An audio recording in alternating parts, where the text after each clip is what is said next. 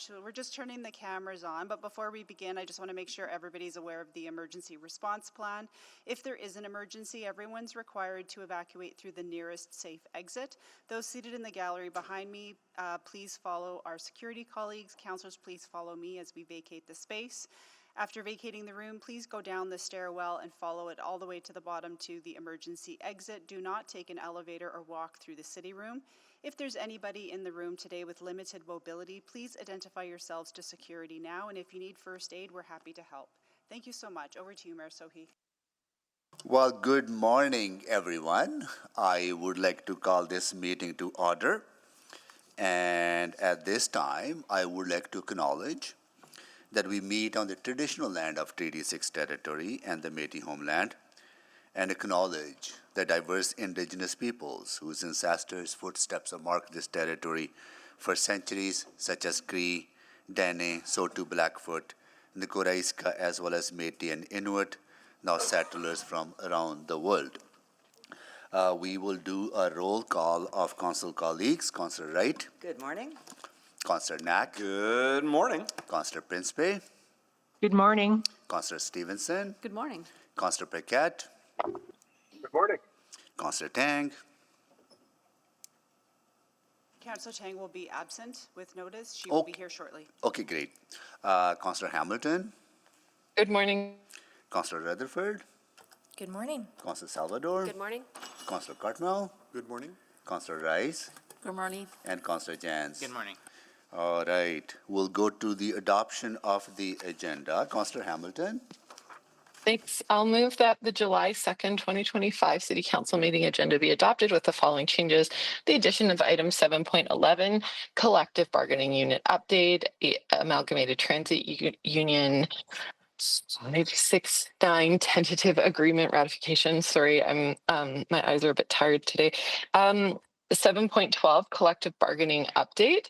9.1 Edmonton Regional Airports Authority recruitment, which is an in-private item, and 9.6 agreement update verbal report, which is another in-private item, and a replacement report attachment on item 9.1, the Regional Airport Authority recruitment item, or 9.4 city manager update attachment 2. Second.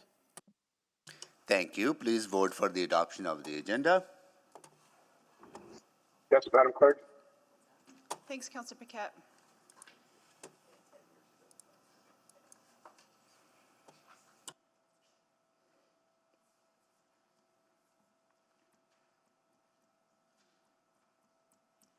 Just waiting for 2 more votes. Yes. Thanks, Councillor Yes. Jans. Thanks, Councillor Cartmel. We have all the votes. Display the votes, please. That is carried. Adoption of the minutes. Councillor Knack. Thank you, Mayor Sohi. I'll move the approval of the minutes from the following meetings. The May 16th, 2025 Special City Manager and City Auditor Performance Evaluation Committee. The June 5th, 2025 Special City Manager and City Auditor Performance Evaluation Committee. The June 9th, 2025 City Council Public Hearing. The June 10th and 11th, 2025 City Council Meeting. The June 18th, 2025 Special City Manager and City Auditor Performance Evaluation Committee. The June 25th, 2025 Special City Manager and City Auditor Performance Evaluation Committee, and the June 25th, 2025 Audit Selection Committee meeting. Second. Okay, any errors or omissions? I am seeing none. Please vote. Yes, Madam Clerk. Thanks, Councillor Paquette.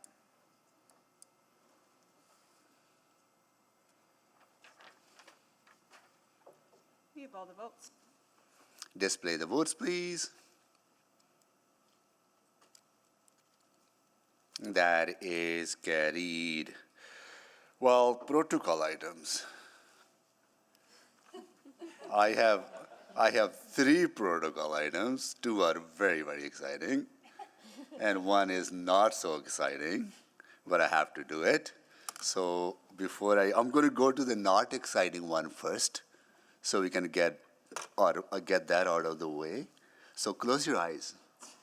Nobody looks at me, okay? Nobody looks at me. And please, close your eyes. Come on. Don't. It is embarrassing enough already.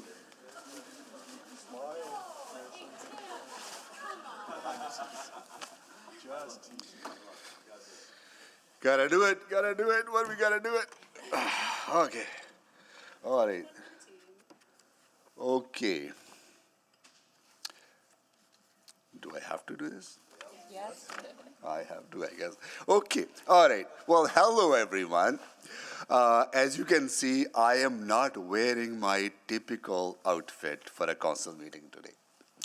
This is because I am keeping my word and following through with the friendly bet I had with Mayor Ryan from Sunrise, Florida, in the regretful event that the Panthers won against the Oilers for the Stanley Cup. I want to also welcome the Sunrise Commission who are watching this proclamation online, along with Mayor Ryan, Deputy Mayor Perch, Assistant Deputy Mayor Guzman, and Commissioner Clark and Commissioner Scuotto. So nice to, hi everyone. Hi. How are you? I'm pretty sure more happier than I am. Yeah. Okay. I recently donated the jersey I had to wear last year to the Royal Alberta Museum, hoping I would never have to wear Panthers red again. But I am here to make good on this bet. So as I read this, I call on all Edmontonians to celebrate the Panthers' achievement, recognizing the power of sport to unite communities and embracing the friendly spirit of competition that brings us all together. I will now read the proclamation. Whereas Sunrise, Florida is a thriving city that is home to more than 98,000 residents and is the second largest tourist destination in the state of Florida. Whereas the Florida Panthers have proudly called Sunrise their home ice since 1998, helping to support the rise of hockey in South Florida. And whereas 2015, the Florida Panthers earned back-to-back Stanley Cup championships over the Edmonton Oilers. And whereas a friendly wager was made between Sunrise Mayor Michael J. Ryan and Edmonton Mayor Amarjeet Sohi prior to the Stanley Cup Final Series, agreeing that the mayor of the city whose team did not win would formally recognize the other's victory by wearing the winning team's jersey and the reading of proclamation. And whereas this moment represents not just a triumph in the sport of hockey, but a transcendent celebration of friendship, mutual respect, competitive spirit, and the unifying power of hockey throughout the world. Therefore, I, Mayor Amarjeet Sohi, do hereby proclaim June 27th, 2025, City of Sunrise and Florida Panthers Day in Edmonton, Alberta's capital city. You want to clap? Oh, come on. We have guests watching. Let's clap for them. So guests here, if you're watching, here's the official proclamation that I am making. I'm pretty sure we will send you a copy to hang in the mayor's office in Sunrise. Okay. Hold on.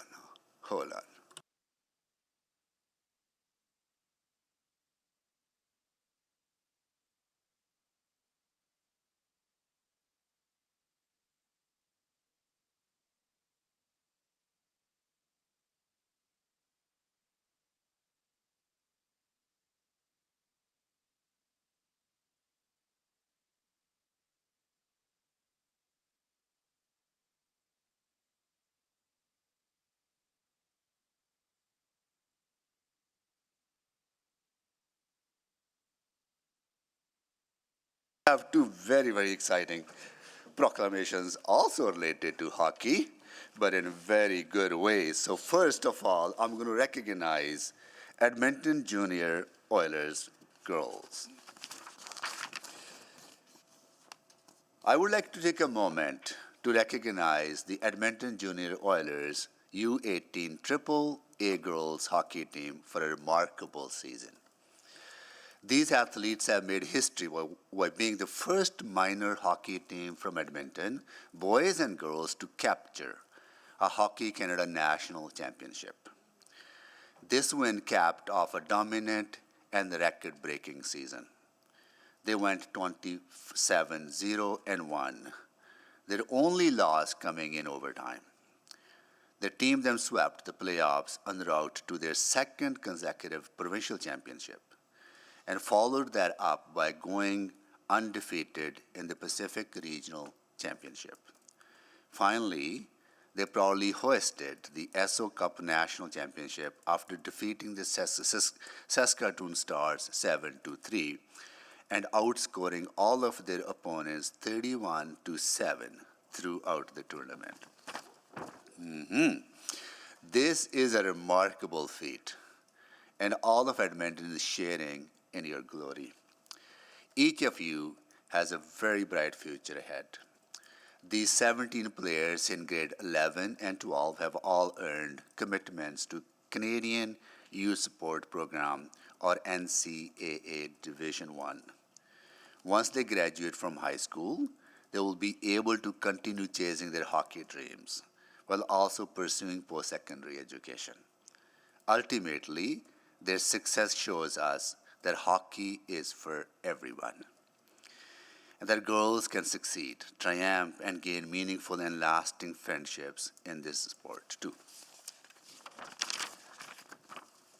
I know that your journey will inspire many young girls to lace their skates and practice their slap shot.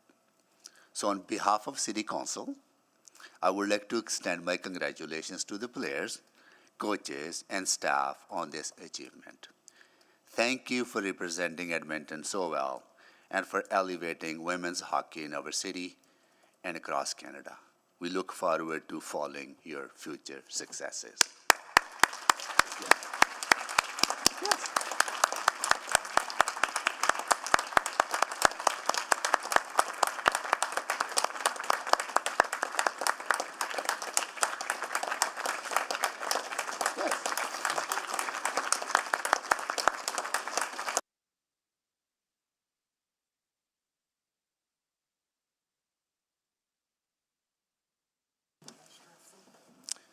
Yes.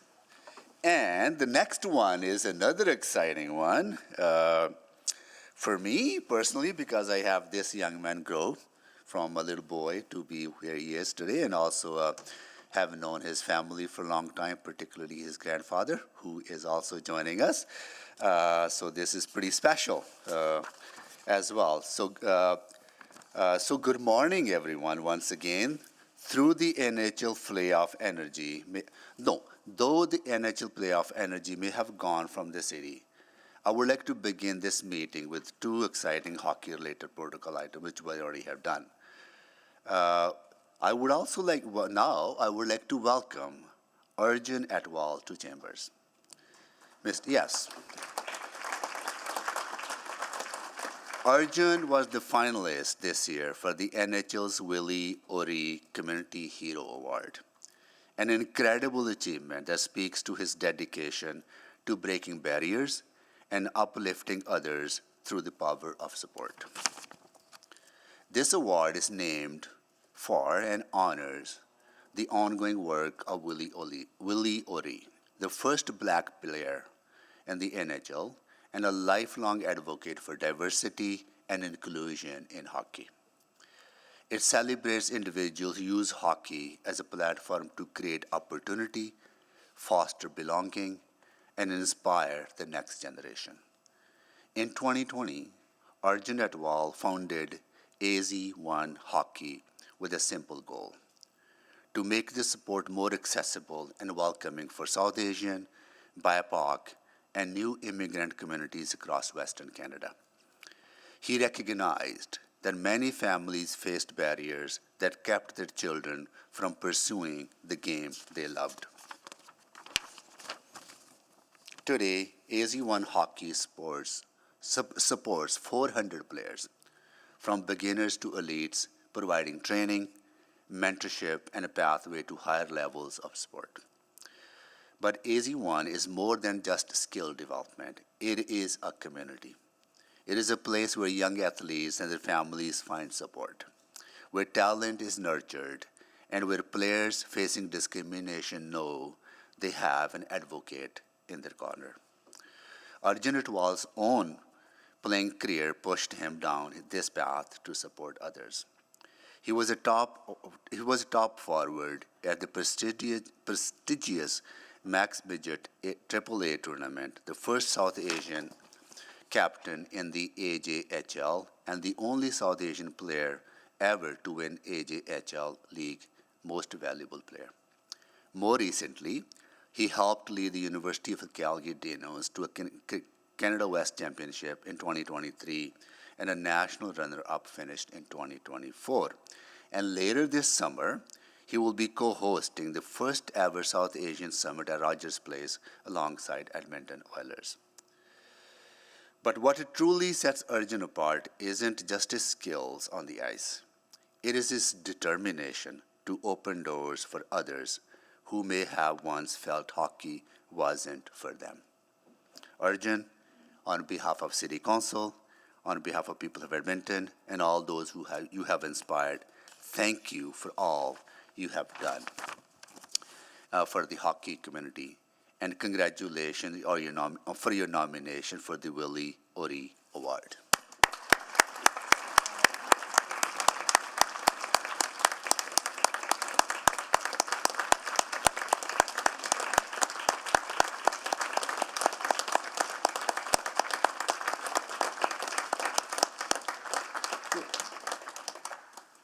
All right.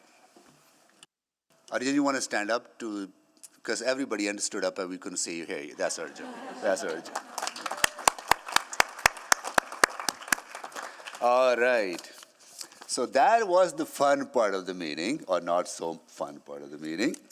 Now we go into our regular council agenda that we need to manage today. You're welcome to stay as long as you wish, but I know you have busy days as well. So thank you so much for once again joining us. All right, now we go to select items for debate. I would like to select one, which is time specific at 1:30 on Wednesday, July 2nd. That's 8-1. I will select that one. Councillor Wright. Could I select 7.3, 7.11, Hold on. 7-3. 7.11, and 7.12? 7-3, 7-11, and 7-12, okay?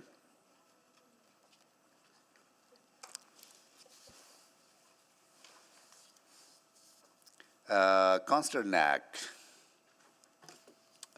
Thank you. I think we still have 9-6. 9-6. And no, I think that's it for me. Okay.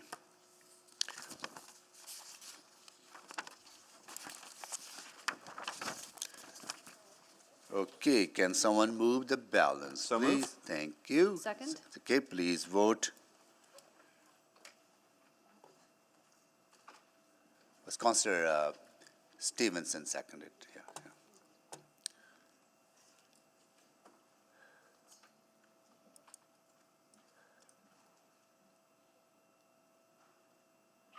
Yes, for me. Mr. Mayor, Yes. Okay, sorry, Councillor Rice. Yeah. can we just repeat what we're Sorry, voting the on? votes. I will do that. Yeah. Okay. Yeah. The vote's Yeah. live, Yeah. and sorry, I missed who said that they voted online. Councillor Tang is yes. Thank you, Councillor Tang.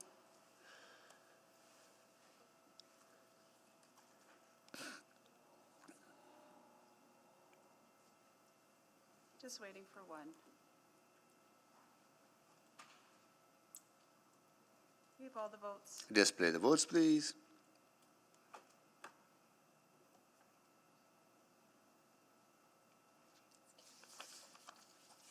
Is it carried? Okay, thank you. Now, can you please Sorry, read back? just 2 seconds. I just want to see why. Let's just.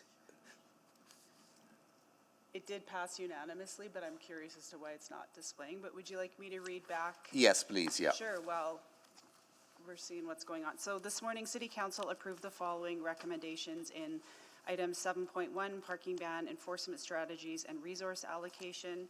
7.2, updates to city policies, complete streets.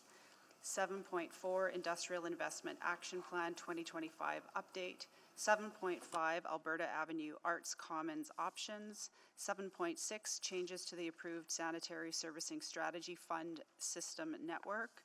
7.7, the EPCOR Water Services 2027 extension of water PBR. 7.8, the Downtown District Energy Fiscal Policy. 7.9, the Downtown District Energy Initiative Growth Plan. 7.10, the Office of the City Auditor revised 2025 Annual Work Plan. The following private reports, item 9.1, the 9.1, the Edmonton Regional Airports Authority recruitment approach. 9.2, 2025 to 2029 external audit services presentations and evaluations. 9.3, the Office of the City Clerk update number 2. 9.4, City Manager update. 9.5, Audit Committee members, public members, 2025 membership update. That is it. Thank you, Mayor Sohi. Thank you so much.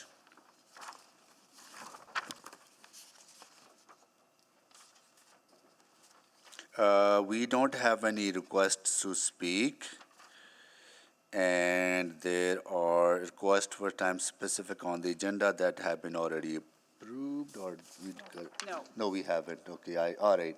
Councillor Hamilton?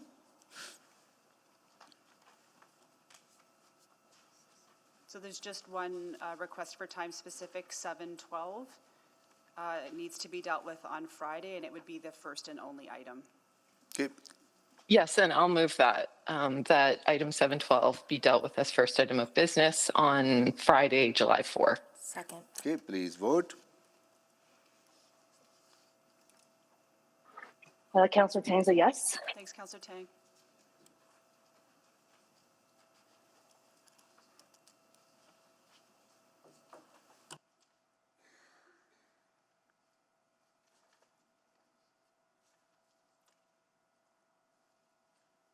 We have all the votes. Display the votes, please. That is carried.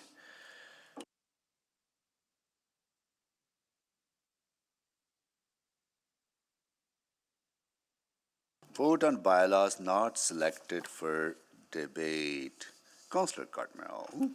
Thank you, Mayor Sohi. I'll move first reading of items 8.2, 8.3, and 8.4. Second. Okay, please vote. Councillor Tang's a yes. Thanks, Councillor Tang.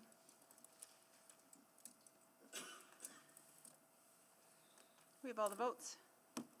Display the votes, please. That is carried.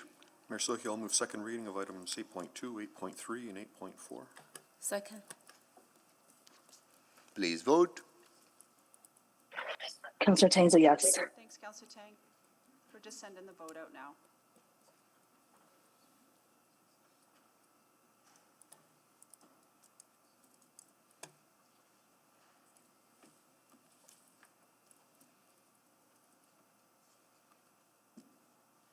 We have all the votes. Display the votes, please. That is carried. Mayor Sohi, I'll move consideration of third reading of items 8.2, 8.3, and 8.4. Second. Please vote.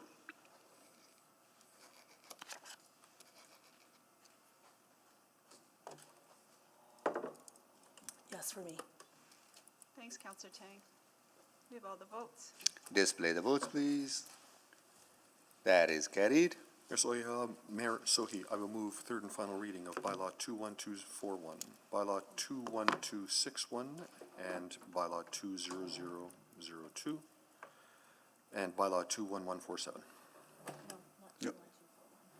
Not first. Oh, I'm sorry, I got them wrong. Let me start again. I'll Yeah. move third and final reading of Bylaw 21161, Bylaw 20002, Bylaw 21147, and Bylaw 20914. Yes, so can I just clarify? It's just bylaw 21161, 21147, 20914. I'm sorry. Okay, Just so we're good. yep. Thank you. Yep. Second. Okay, please vote.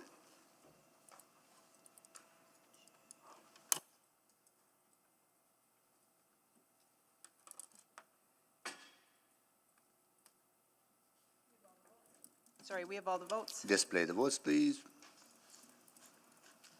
That is carried.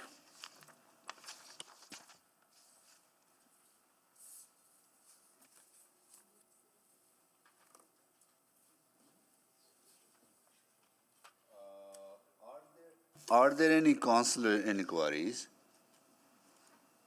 I don't see any. Reports to be dealt with at a different meeting? We don't have any.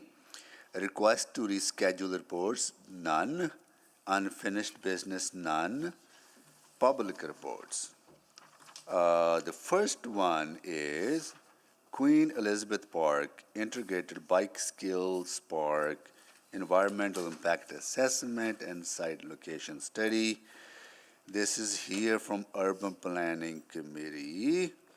We had a lengthy discussion on this, so I don't know why this is being selected. Because I have a motion, possibly. Okay, got it. Okay. Councillor Jans, I'm going to go to you to introduce the item. Thank you. At the Urban Planning Committee, we had a conversation. We received the environmental impact assessment. We had a couple of speakers, and we went through a round of questions. So that's where we are today. I believe it was recommended to council for approval or for a decision. Is that correct? Yep. Okay. Excellent. Thank you. Okay. All right. Are there any opening remarks from administration on this, things that we haven't heard, any new information that you may want to share? Just introductions of who's here to answer any questions you may have. Please do. Yeah. All right, good morning, everybody. My name is Nicole Wolf, Acting Branch Manager for Building Great Neighborhoods, and I'm joined in person here by Suzanne Young, Director of Open Spaces Planning and Design, Corey Churchill, General Supervisor, Urban Growth and Open Space, Sarah Ramey, Senior Planner, Urban Growth and Open Space, and Juanita Spence, Supervisor of River Valley Parks and Facilities. We're here to recommend the approval of the required environmental impact assessment and site location study to permit the integrated bike skills park at Queen Elizabeth, and happy to answer any questions anybody may have. Thank you so much. Question, Councillor Wright. I'll officially go on the board there. Okay. I do have concerns, and I know I did vote in favor at Urban Planning Committee to recommend this to council, but I do have questions and concerns about deeming it to be essential in this location without having sort of done due diligence to look at other locations in the River Valley. Councillor Wright, typically through this process, that is part of the work, is to look at alternate locations. As mentioned, there are no other master plans that identify a location for a bike skills park, and of course this is approved in 2013, and so the community has been working towards that, knowing that that has been the location identified within the River Valley system. Okay, but so I know 2013, and I was looking at the master plan as well. A lot has happened in the River Valley since that time, I think.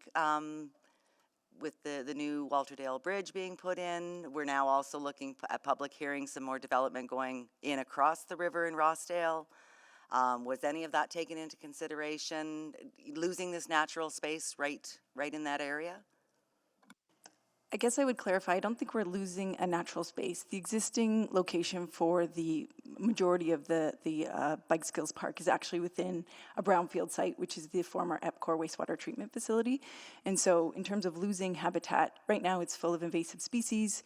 The impacts from our perspective are minimal and can be mitigated. That all to say, as part of our application, even through Touch the Water, we did look at impacts. And so as we look at development within the River Valley, we are assessing those impacts both at the location and cumulatively. I think, and just to add to that, being that this is a community-led project, it is the community that is funding the construction of it.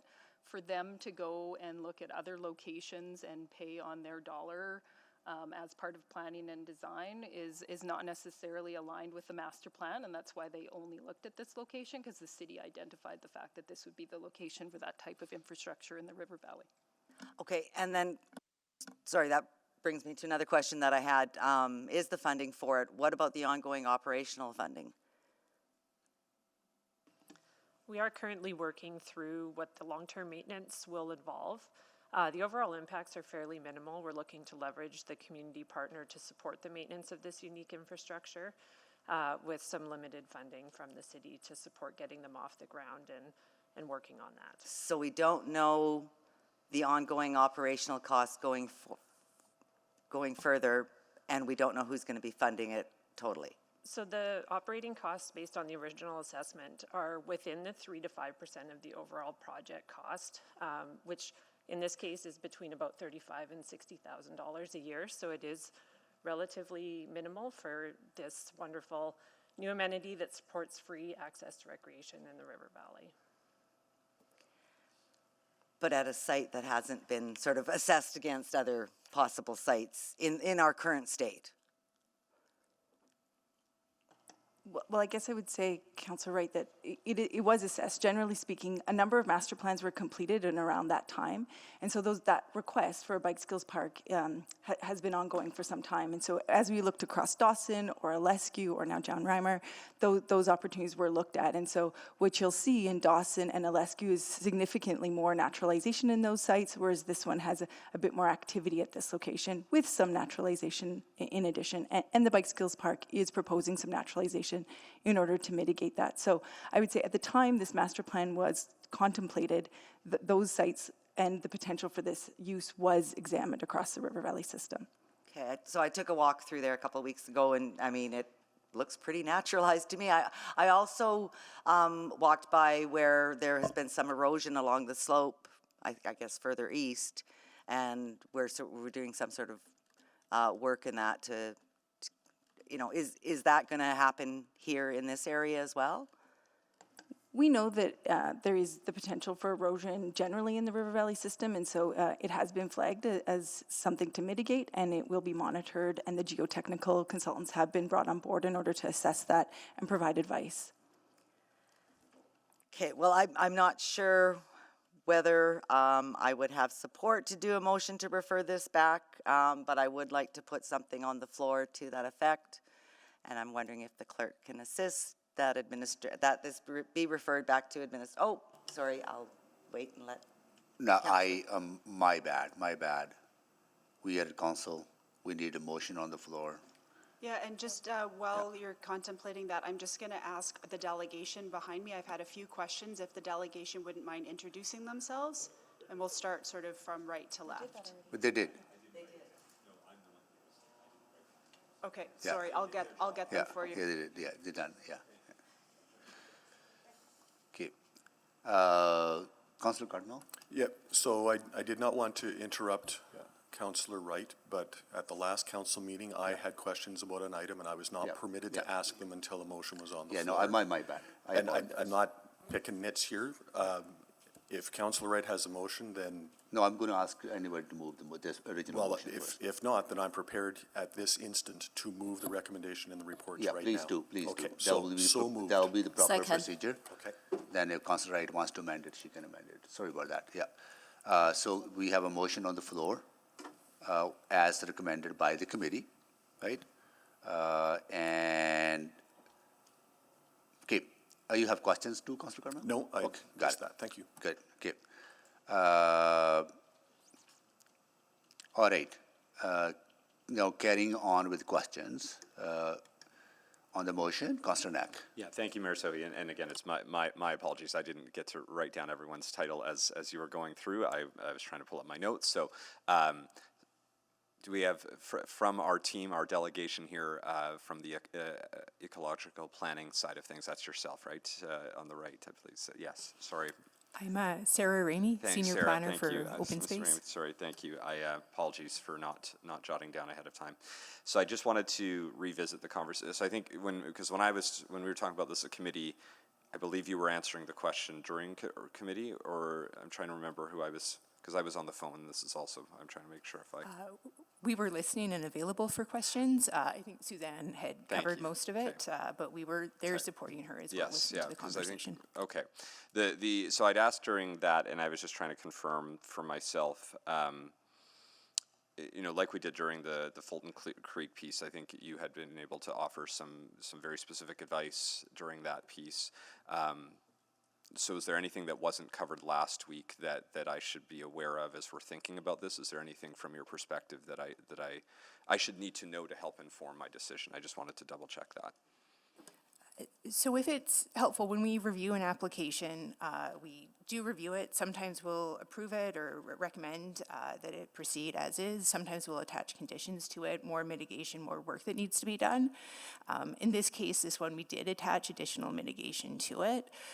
So some of the changes and considerations we've been working with EMBA with since the last meeting, it includes pulling the trails back from that floodway, as well as reducing the overall trail density. So the report that you're seeing has 5 trails, and we've worked with EMBA on a 4-trail strategy and moving those out of the floodway. Some of the additional mitigation, Suzanne mentioned some additional geotechnical work, as well as a restoration plan and some additional work around drainage and LAD to reduce erosion.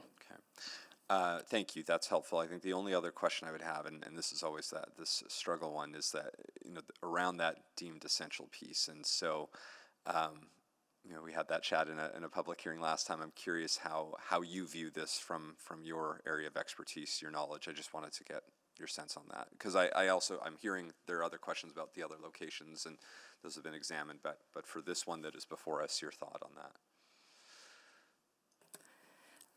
So within the site location study, there's 3 factors that we look at. There's social, environmental, and institutional. We're probably all the most comfortable with environmental, but this is an example, as Suzanne mentioned. We only have one master plan through the whole city that identifies a bike skills park. So in terms of those institutional constraints, the current situation is we're pointing at one, which makes it hard to even suggest other locations that could be looked at. So. Yeah. I don't know if that's a direct answer. No, that's fair. Yeah, I appreciate it. Was a heavy consideration we had. Okay, thank you. Those are my questions. Thank you. Are there any other questions from colleagues? Councillor, I know I see you, but I'm going to come to you. I can move a second round. Yeah. Second. No other questions, so second round. Okay. Councillor Rutherford seconded. Okay, please vote. All right.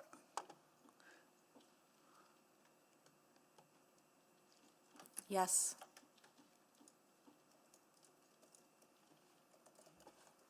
Yes.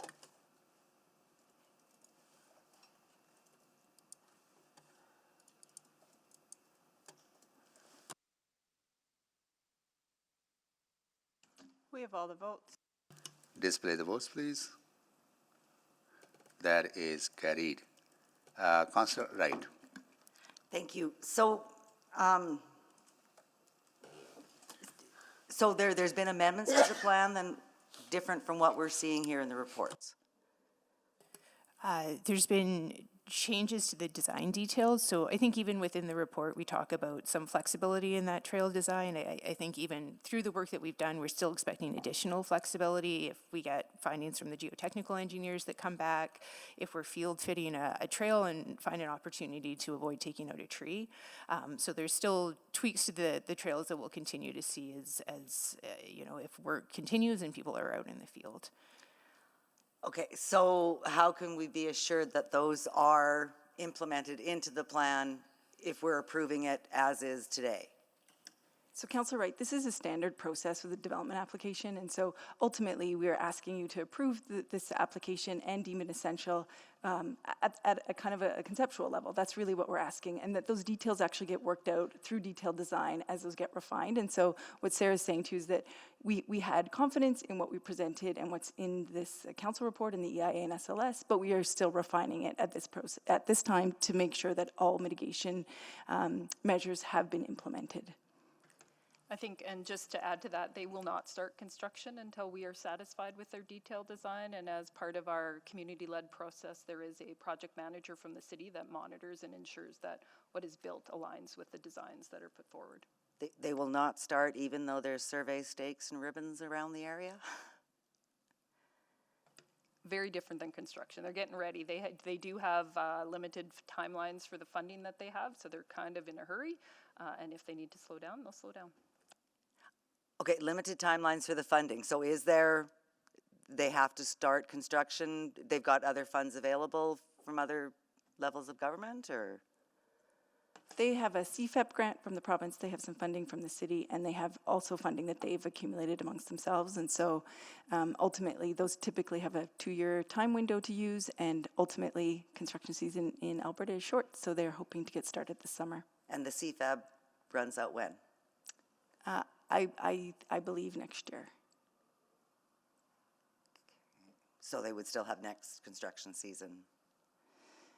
Yeah, but likely they would need 2 seasons in order to complete it, like any of our projects, our open space projects. And the province wouldn't look at an extension of the funding? We'd have to go back and ask. Okay. Okay, I'm getting a sense from my colleagues that I'm not going to get support for changing this and requesting amendments to it. So I won't put forward a motion or to change this, and I'll have to think as to whether or not I want to actually vote in favor of it. Okay, thank you, that's all I have. Thank you, Councillor Wright. So we have a motion on the floor. All the questions have been concluded.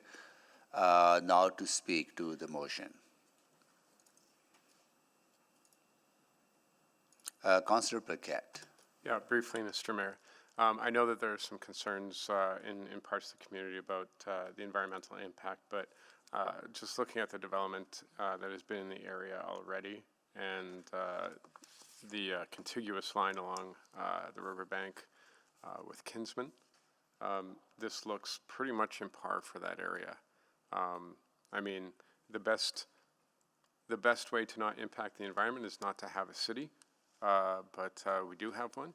And part of that is that, you know, if folks are stepping forward to provide amenities to turn a place that has already been disrupted in development into something that can be useful and then also mitigate some of the issues that exist there currently, makes a lot of sense to me. I mean, would I prefer that it was up in Hermitage or the Northeast Park? Absolutely. Maybe we can talk about that later, about a future expansion. But otherwise, this is a way for people to recreate, to get physical, to enjoy nature. And yeah, again, like, of course, the least disruptive thing a person could do is just not be there. But we are here. And in that case, there are some pros and cons to everything that we do, especially in the River Valley. But in this case, I am leaning towards support. Thank you. Thank you. Councillor Rutherford. Yeah, I felt compelled to speak about this, and first of all, just ground ourselves in the understanding. I'm always about what is the actual decision before us today, and do we accept the findings in the environmental impact assessment report or not? That is literally what is in front of us today. Whether I agree in 2013 with this being added to the Parks Master Plan, it is. We have built, you know, the assumption with community. Community has done a lot of work, got grants from other orders of government on the assumption of this being here. So whether I would have made a different decision in 2013, it is a continuation, and we need to respect and honor those things. So pivoting on the last minute, you know, on many things, when we talk about lots of things we're talking about on council right now, to pivot at the last minute creates so much distrust and uncertainty, and distrust and uncertainty don't help us build the great city that we all want to see. I also think that the environmental impact assessment was very fair, and I know that there is concerns about the biases of it. We would always ask anybody that's doing the work to do an environmental impact assessment. That's part of our regular process, and then our experts in the city administration review that and then do their own work. So it's not that we do not have a second set of eyes and the city doing their due diligence on our end, and that was what is reflected in this report as well. So I just want to clarify those things on the environmental impact assessment. You know, somebody that has been and will continue to be a big champion for making sure we protect our river valley. I think actually one of the ways we protect our river valley is by directing bikers to a specific area. Because right now, bikers are biking in our river valley. And there are a lot of unsanctioned trails and there's a lot of erosion. And if we can direct people to a brown field already, not pristine location to do those trails, to build those skills and mitigate them from going as rogue. And then we can talk about something such as the strategy that we know is not funded, that we need to talk about funding in the next 4-year budget around trail strategy. I think that's how we begin to actually protect areas where right now there's areas I'd like to see completely blocked off from bikers so that there can be restoration and naturalization in other parts of the river valley. But I think in order to do that, you need to give people a space to go. And we also talked, when we were talking about, becoming a national urban park and some of the principles around that, we talked about reconciliation, but we also talked about accessibility. And as much as I love the Northeast Park, from an accessibility perspective, it's not as accessible. People can get to this location very easily, and I think what I found really powerful, even in the conversation to this, free access to recreation. We need to give people more opportunities to be able to recreate for free. And I think that while people would still need a bike, and there's costs associated with that, I hope EMBA, can create some sort of way in which maybe there's even a bike rental program or something that could even make it more accessible, and that would be a further conversation that I would like to see. But at the end of the day, giving people a space to go that they don't have to spend money to be there and to just enjoy and build community on weight is an important factor. And so for those reasons, I know there's this hiccup of, I was gonna say hiccup, there's the one thing that kind of still mulls on me, the same as I think it does with Councillor Knack and Councillor Wright, is that deemed essential. And I tried to look back in 2013 and sort of see the conversation. It's hard to get how that got to to that, because I feel like, again, that's where whether it was deemed essential or not should have been discussed. But at the end of the day, we are here now. The environmental impact assessment is fair and reasonable, and we've worked with communities for over a decade on this, so I'm not going to stop it at this point. Thank you. Thank you. Councillor Salvador. Yeah, thank you. I will be brief because I agree with what has been shared by my colleagues, but would just reiterate from my perspective, absolutely, this is a fair and reasonable assessment, and have confidence in our city staff and administration's analysis of this assessment. I'm also grounding this conversation in the reality, as Councillor Rutherford mentioned, that this has been a long-standing plan dating back to 2013. We know that this was an identified location, that a lot of work has gone into, and planning has gone into getting us to this point. And it is a central location.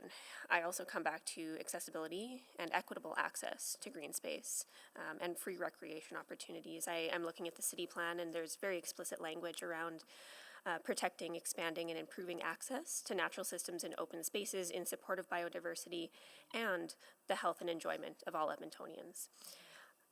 I think, there's always tension when it comes to these kinds of conversations, because there is so much love and appreciation for our river valley and our open spaces and our green network. What I appreciate about this conversation, though, is that I do think it strikes a good balance. This is a brownfield site that again is probably best suited compared to other locations that might have even more constraints or ecological challenges associated with it. I think this is a great opportunity to celebrate our river valley, to appreciate and enjoy our river valley, and to hopefully get some work going on the unfunded trail strategy. I think these two projects, both the trail strategy and the bike park, can work in tandem to create a more formalized trail system that, again, supports ecological protection and conservation and access and recreation within our communities. So appreciate the conversation that happened at committee that I listened into, and we'll be supporting this today. Thank you. Councillor Tang. Yeah, thanks to my two colleagues here who covered much of what I wanted to say as well. I think trail strategy is one of my biggest regret in the 4-year budget, because I think that would have laid some of the foundation. And I think moving forward, we'll continue to seek opportunities to fund this particular project as a complement to the other work going on in our natural spaces. I also think this is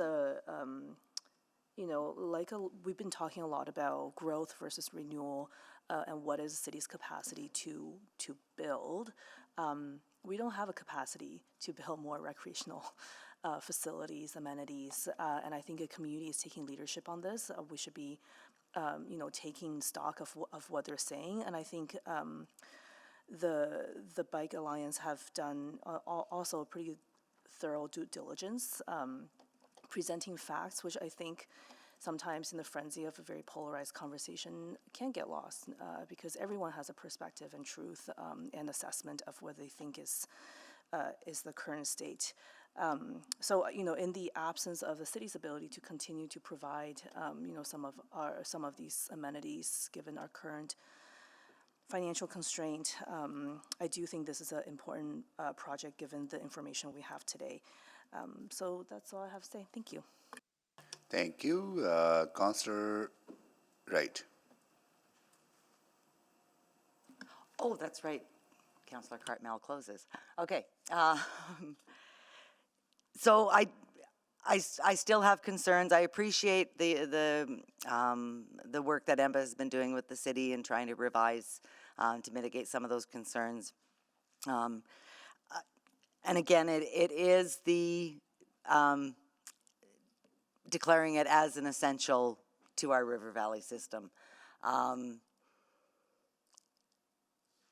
really, and that, I think for that reason alone, I cannot support this. I know, other locations really haven't been considered that might be actually even more accessible for people. We've got, don't we have the new Strathcona Bridge coming through, or the bridge from Strathcona County coming through that could connect people more easily with an area in Goldbar Park. I don't know around the Twilliger Dog Park if that would be an option. And just because something I think was approved 12 years ago doesn't mean that our council does not have the right and the ability to be able to change that. So for that reason, I won't be supporting this. Thank you. Thank you, Councillor Wright. Councillor Knack. Thanks, Mayor Sohi. Always appreciate the thoughtful comments from folks, and thank you for the answers from administration as well. I've been going back and forth on this for a while. Had some good conversations with community members, but I think there's a few things that for me, I think why I can support it now. I appreciate your answers, Mr. Amy. That was helpful for me to get a better sense of some of that. And I won't repeat the words, but I just want to say I want to thank everyone for commenting, but I think what I heard from Councillor Rutherford and Councillor Salvador and Councillor Tang, your summaries have helped me to feel more comfortable with where we're at on this. It's never easy, and I appreciate all of the points you've raised. So I think for the reasons you've all shared, that's I think part of why I'm going to feel comfortable supporting this, but I also understand and appreciate Councillor Wright's cautions. I was debating potentially seconding that motion if you had at least put it on the floor, but I think through the conversation I can feel comfortable advancing this. Thank you. Thank you, Councillor Prinsby. Thank you, Mr. Mayor. I just wanted to say I agree with Councillor Rutherford that when something's in a plan, it's difficult when council pivots. However, that is something that council just recently did with the Fulton Creek item. And on today's agenda, we had an item that was about incentivizing industrial development. And in that instance, we did not. And even though the proponent had spent much time and money on mitigating the ecological concerns, it still did not pass. So there was a moment there very recently where we pivoted. And I don't believe that this is just about accepting the information for information. It is about saying that it is an essential site, which I agree with Councillor Wright. I think that we could look at other sites. I think this park is a wonderful, excellent, will be a wonderful, excellent addition to our city. However, I'm not convinced that that is the correct site. So I'm inclined to not support this. Thank you. Thank you, Councillor Principe. Councillor Cartman to close? Yeah, unless you have something? No? Okay. Well, I think a lot of it has been said already. And I guess maybe just a couple of thoughts on the deemed essential part of the bylaw. You know, I interpret that, you know, in this way, that if something new is coming along, if there's a part of the river valley that is, you know, pristine and untouched, and someone wants to come and, you know, clear cut a section of the river valley, or plant something in that has really been unconsidered, or has been considered before, or is really far different than what is already there, then we really need to think about further disruption to the river valley. I think this is actually a bit of a form of reclamation. There's a very disturbed space that is going to be turned into something that is more productive. It's free access. It will attract activity to that place, you know, as Councillor Rutherford was outlining, that otherwise we see in places where we'd rather not see it. I think the pluses really outweigh the minuses here. And so, you know, I really encourage my colleagues to support it. I think that this is a great idea. And frankly, if not here, then where? And if we put it on effectively a grassroots group, a volunteer group to go and try to find another place, and then go through the journey of getting that added to a master plan and go through all of that time and expense, a subsequent environmental review, fundraising for development, it likely won't happen. And then we'll actually get the things that we don't want, which is the rogue activity and the rogue cutting of trails and those other things. So I really think here that this is the best possible outcome, and we should grab hold of it. Thank you. Thank you, Councillor Cartmel. Please vote. Councillor Principe is a no. Thanks, Councillor Principe. Councillor Stevenson is yes. Thanks, Councillor Stevenson. Councillor Hamilton's a yes. Thanks, Councillor Hamilton. We have all the votes. Display the votes, please. It is carried. Okay. 3, 2. Next item is collective bargaining update, amalgamated Union 569 tentative agreement ratification. That would be in camera, wouldn't that be? Is it public? Okay, oh yeah, of course, oh yeah. Good. Carry on. We're going to have the delegation come over there, please. And we'll have a presentation. Go ahead.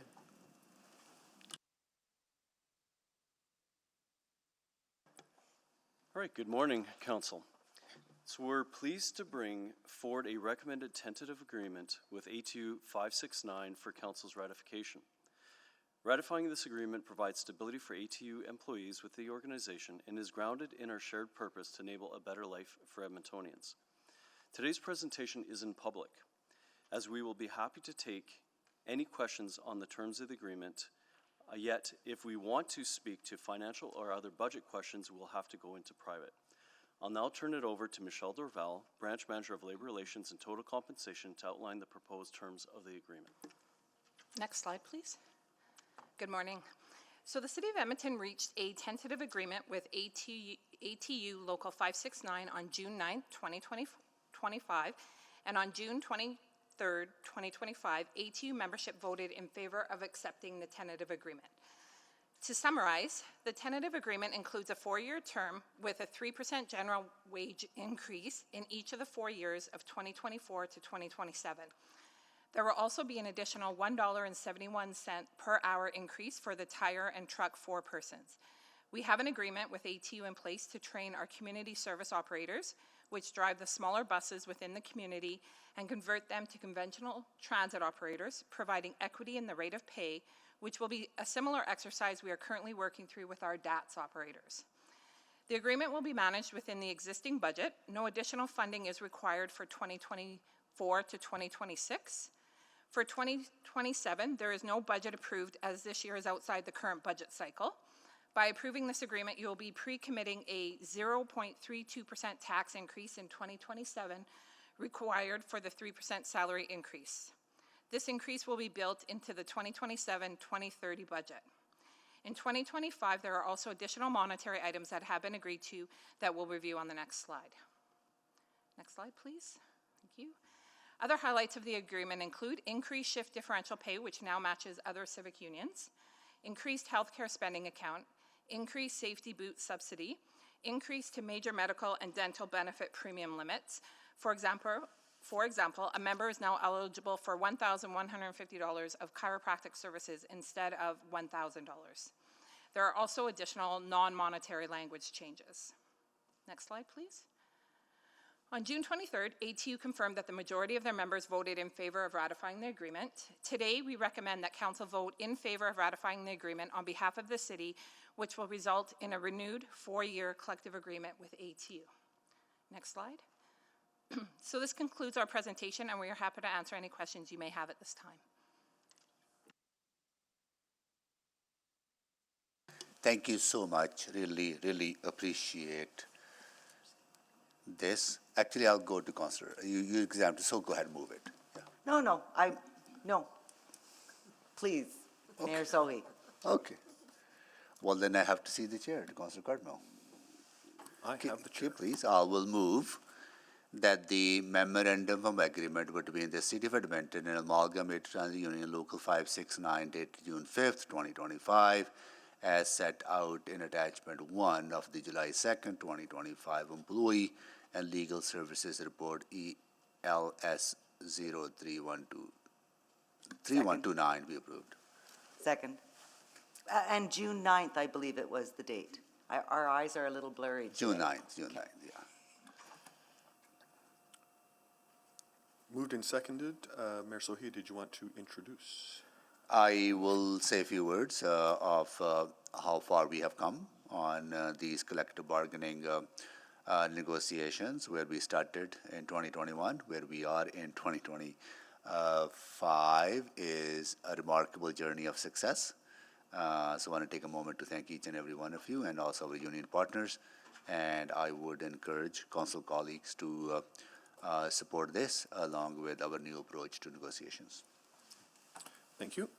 Councillor Tang? I just have a quick question, but first of all, congratulations. I think it's really, really critical and important milestone here. So is this one of our last civic union? Correct, Councillor. Okay. This is our final civic union negotiation and conclusion to bargaining. And then the next one won't start until, but I also, I don't know how much I could ask, so stop me. So the collective agreements expire in December of 2027, and so collective bargaining can open in September of 2027. Great, thank you. Can I ask about 2027 to 2030 budget? Sure. Oliver is on the line, so if you want to ask a question and see if we can answer it in public. Yeah, because I think there is a piece here about so for this one, so typically when these negotiations kind of go beyond our current 4-year budget cycle, we start to earmark whatever is required for the next 4-year budget cycle. I guess I'm just wanting to do a bit of a tally of now that we're kind of concluding the 5 civic unions, where are we at for the 2027? Is that something, I see the number shared in the public report for this one, but I can't remember what is public, what's not for the others. Sure. Oliver, do you have that information? So for the civic unions specifically, so 1%. Sorry, I'm just calculating on the fly.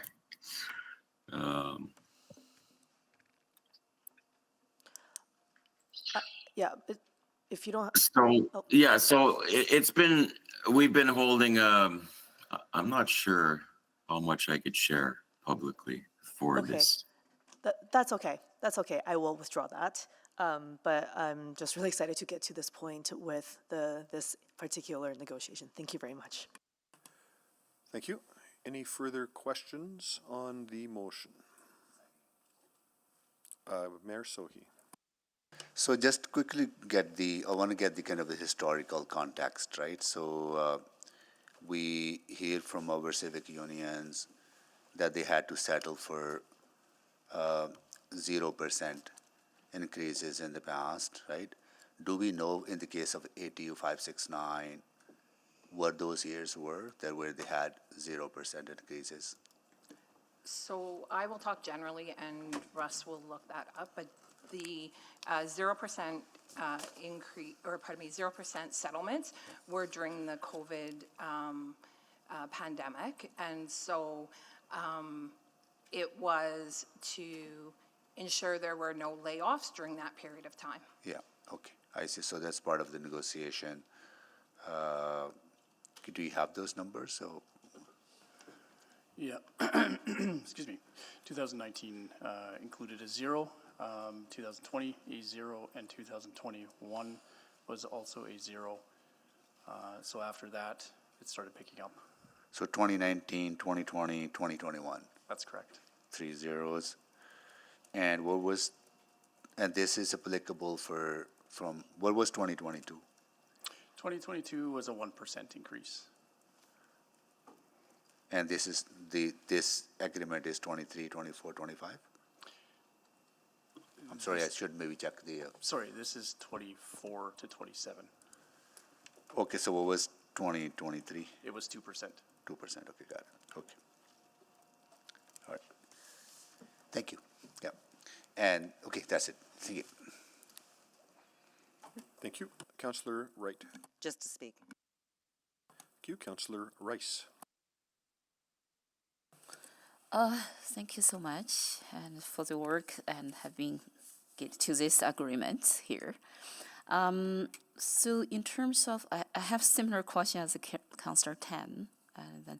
So I didn't recall, and for other ratification approval, we come to the public discuss, or this is the first one to come to the public to discuss? So this is new. It was requested by council to come in public where we can. And then if there's any requests that relate to matters that need to be discussed in private, we'd go then in private. And so this was to help council be in public for the ratification process. Okay. Okay, thank you for that. In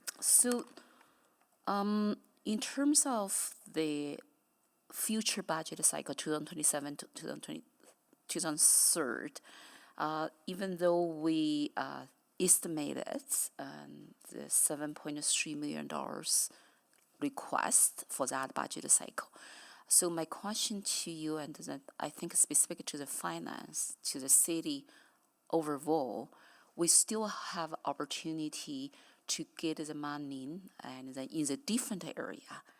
And then also, and maybe to look at that balance to reduce certain money, certain spending in other area to support this. So that possibility is still open and exists, right? So it's not say, oh, this is coming to the end, this must be this increase. So this will be if it is ratified today, it will be approved for the year 2027. It will be built into The budget. Yes. And then there will be, you will have the opportunity on deliberations on the money To allocation. balance and then allocate some money from different area and then, but right now at least we can guarantee this money and will be included and in 2027. Correct. At that point, when we deliver the budget and we can do some balance and get money from different area to reallocate some funding to ensure this funding to be included. Just maybe ask if Stacy wants to add any comments to that. So your question is, what will it be included in the next budget cycle? My question is not about, my question is this will be, once we approved today, this for sure will be included. So my question is, we still have that flexibility from funding allocation perspective. Does not mean the $7 million will for sure to results and 0.32% tax increase. We could do the balance, the funding move around. So maybe and in the system overall. Well, I'll just describe the process that we go through. So we'll bring you an operating budget outlook that will show you the pressures. At the time, we can take some, we generally get feedback from council on what their desired tax levy increase is. We will ensure that the 2027 amounts settled are funded in the budget. But to do that, we may make decisions that reduce funding elsewhere, or council may make at the time of budget a decision to reduce funding elsewhere so that this amount isn't felt like a tax levy increase. Thank you. That is what I'm asking, and we still have that opportunity to deliver the budget, but right now, and we can ensure this month will be included in the budget cycle. So that is my question. So thank you very much. Thank you. Any further questions on the motion? Seeing none, speaking to the motion, Councillor Wright. Thank you very much. Michelle, everyone, thank you to your teams for going to the negotiation table with being able to negotiate, and also thank you to the negotiation teams from the unions as well, to all of our civic unions and to all of our civic members or civic employees that help to provide those important services and programs that are delivered. So I just want to extend my appreciation to everybody and to council for approving all this too. Thank you. Thank you. Any further, Councillor Tang, please go ahead. I just, very enthusiastically supporting this. I want to thank everybody involved. I know it's really hard work. It's been, it's been a journey. So I really just want to appreciate, on both sides, the conversation that took place to get us to this place. For the work that goes into, adjusting the budget to make sure that we are, it feels like finally on track. And also, I actually really appreciate having this, this new approach of having this, at this point, especially having this report public, because I think, negotiations is never easy, and I think being able to kind of share what we can with the public so that, there's a bit of that transparency, I think is quite important. So thank you for getting to this point. Great work. Thank you. Councillor Rutherford. Yeah, I just want to say a quick thank you to the collective bargaining team for coming together and bargaining in good faith so that workers in our transit services can be paid fairly. I do still think there's a few places that we need to look at. I am still concerned about some of our mechanics and their rate of pay. I also know that for ATU and many of the people that are serving our transit system. Safety is still a really big concern, not related to collective bargaining per se, but I do think when we talk about, you know, setting our rates for police and fire, we do have a component of what kind of risk they're putting themselves in. And so I think we need to acknowledge that until we can make sure that we're doing more with our transit system and we're taking progress and steps in that direction, that workers in our transit system are still not feeling safe to go to work every day. And so while we're acknowledging with higher pay and a fair wage today, we definitely need to continue to push on that so that those workers can feel that we're doing everything in our power to make their working environment as safe as can be. And lastly, I'll just say to anybody from ATU or transit that's listening, just how grateful we are. You really keep our city moving. You work hours and shifts and routes that help people get to work, get to doctor's appointments, get to fun festivals and Stanley Cup playoffs and everything in between.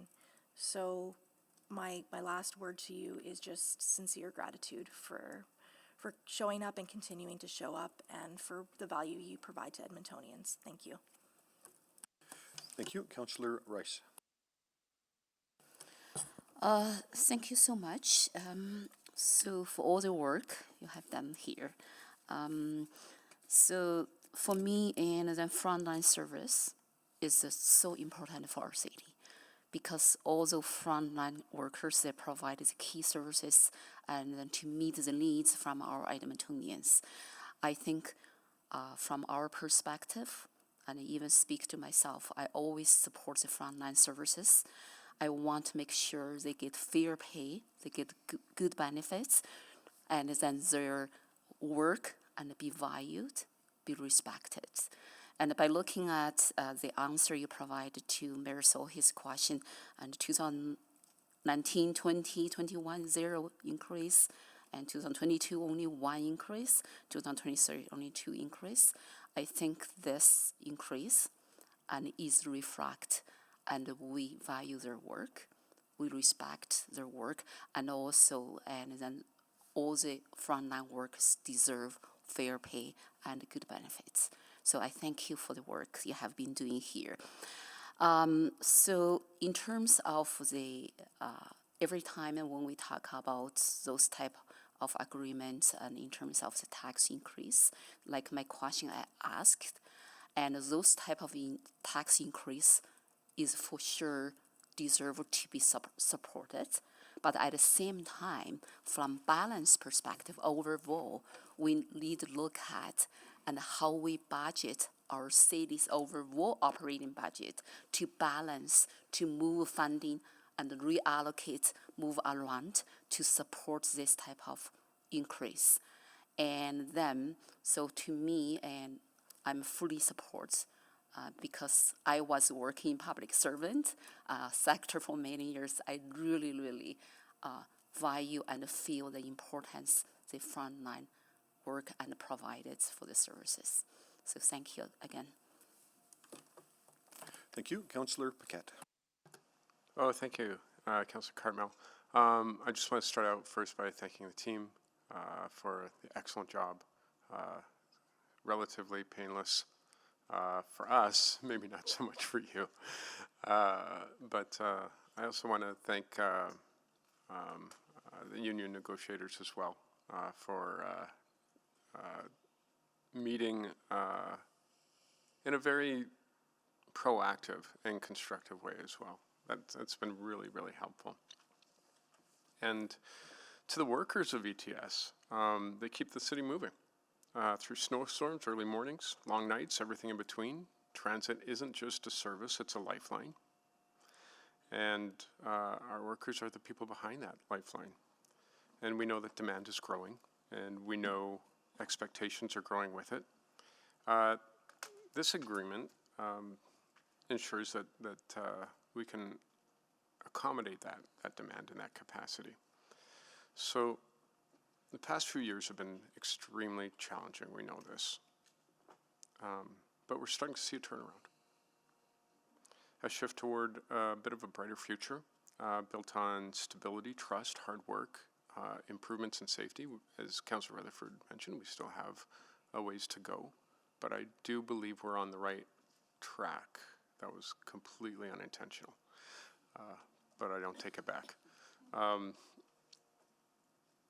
And this agreement, I think, gives us the foundation to keep improving service, increasing reliability and supporting the workers to make it all happen.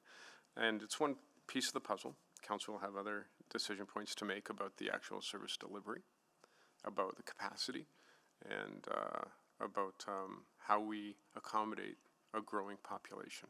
So with this in place, that really makes those conversations a lot easier. And I think that Edmontonians will be pleased with this, and it's fitting with what they expect from their city and from the services we provide. So well done, everyone, and God bless us all. Let's ride. Thank you. Councillor Knack. Thanks, Councillor Cartmel. Again, just echoing all the thanks to all of you who have been involved in this, as it's not an easy body of work and lots of things that go on that we'll probably all never get to hear about. But I'm glad we're here today. For me, I think I just wanted to reflect back a little bit, similar to Councillor Paquette, on the years leading before this. We had some real rough times, and most of our well, essentially all of our frontline staff were not seeing a lot throughout the pandemic. There were a lot of reasons for that. I think obviously really uncertain economic times, but nevertheless still very challenging for those who were dealing with all of that. And so I think this is very reasonable. It is time to make sure that we recognize that sacrifice that I think occurred throughout the pandemic, through almost all of the civic unions and the frontline staff. And this is a good example of trying to make sure people know that even during those tough times, we're still appreciating that work. And this is the opportunity to make sure that we're recognizing and working towards something that's help will respond to that. So really excited, and I think we're sort of speaking broadly, not just about ATU. You've been doing a lot of work with a lot of the civic unions over the last number of months, and it is shown through all of these ratifications, through all of these agreements. And so I think this is a really good example of finding common ground with everyone throughout the organization. And so again, a testament to your work each and every day to get to this point, a testament to the unions who are involved and getting to this point, and then to all of the members who, when they went to actually cast the vote for ratification, felt that this was a fair way forward to make sure that they're being recognized for their work and their service and their commitment to Edmontonians. So really excited to see this, and again, thank you to everyone involved. Thank you. Mayor Sohi, to close. Yeah, thank you so much. A vast majority of our responsibility is to ensure that we are providing good quality core public services that Edmontonians rely on for their day-to-day movement, their well-being and prosperity and employment opportunity that they can access through those services directly, but also indirectly. When they use those services, they enable economic growth opportunities for them. And people delivering those services are essential to this organization. Yes, during the most difficult times that this world has gone through, this city has gone through, living through COVID, council asked them to be part of the team and sacrifice, and they settled for 0% settlements, recognizing that all needed to tighten their belts, and they did. And we need to acknowledge and appreciate that. But those sacrifices had a direct impact on their quality of life when they were hit with inflation, like everyone else was hit with inflation. And they had no way to recover through that. So I think these settlements that we're offering are more fair, reasonable, and acknowledge acknowledge their work on an ongoing basis, because without them, we would not be able to deliver. I'm speaking broadly, not just ATS. We would not be able to deliver police services. We would not be able to deliver fire services, transit services. We will not be able to remove our snow and ice. We would not be able to keep our libraries open. We would not be able to keep our rec centers open, or mow the grass that needs to be done, or enable housing. That happens through our planning folks who enable through permitting and zoning, all that thing that has to happen. I think our city employees drive prosperity, and they are essential in city building. So I'm glad that we are acknowledging those through fair wages. We are actually seeing the impact of that in surveys. I don't know if city manager had the chance to talk about that, but him and I had a chance that with the morale in our workforce is actually getting better. It is improving because of that recognition of their work through our gestures, our public support for them, but also how we make sure that they're able to sustain their quality of life through fair wages and benefits and other challenges. I also acknowledge that it has been difficult and continues to be difficult in certain areas of the city, because 85% of workforce is front-facing workforce. So when you talk about transit operators, security operators, EPS officers, they still are, they are facing the societal challenges and supporting those vulnerable populations facing those societal challenges. And that has an impact on their well-being and their safety. And we have work to do on that. And I am confident that our employee services and legal services folks are committed to continue to engaging with them, listening to them, and learning through that, and try to support whichever way we can. So thank you to all of you, and also want to extend our thank you to our civic union partners. I know we had very difficult time earlier on, and here we are today that the relationship is much, much better. And that's thanks to all of us working together to understand each other's realities, and then trying to figure out how we're going to move together in a way that help us achieve what we need to achieve together. So thank you to each and every one of you. Yeah. Great, thank you. Please vote on ratification of this agreement.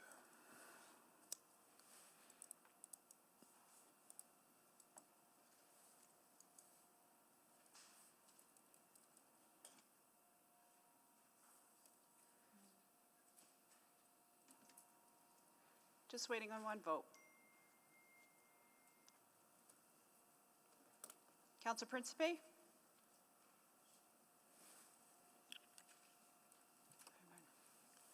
Is she absent?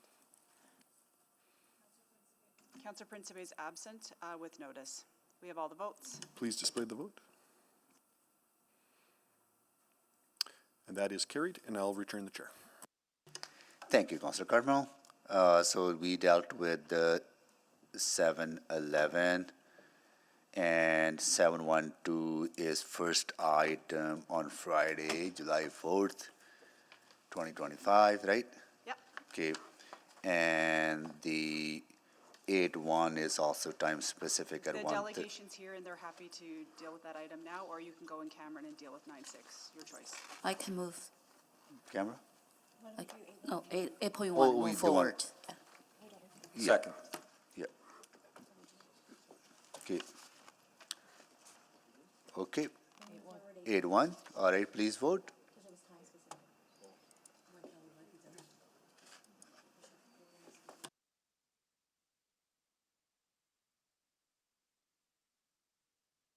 We have all the votes. Display the votes, please. That is carried. Okay, I'm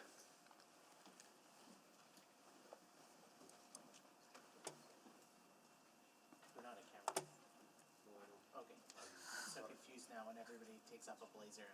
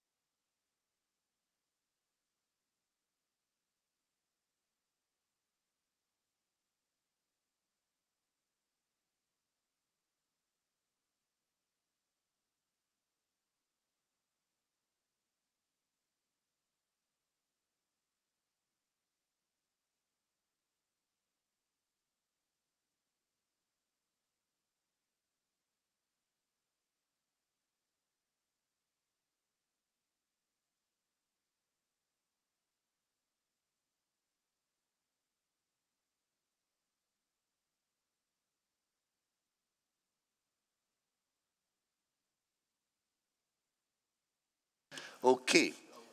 All right, we'll go to administration for a presentation. Good morning, Mayor and members of Council. I'm Alyssa LaLiberty, Branch Manager of Economic Investment Services. I'm here with Ian Gallagher, Director of Regional Development, and Cameron Ashmore from Legal Services. We're here to present Bylaw 21241, Industrial Carbon Capture Facility Tax Incentive Exemption to Council. The bylaw proposes a targeted tax exemption for new or expanded industrial projects that include carbon capture and storage facilities and is the first exemption of this type in Edmonton. Next slide, please. Industrial investment is the bedrock of our fiscal sustainability, the very means by which we maintain our core services and how we advance our key priorities for a healthy, urban, and climate-resilient Edmonton.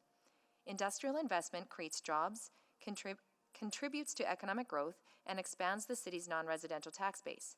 This understanding is at the heart of our Industrial Investment Action Plan, which seeks to strategically expand our industrial tax base and stimulate economic growth.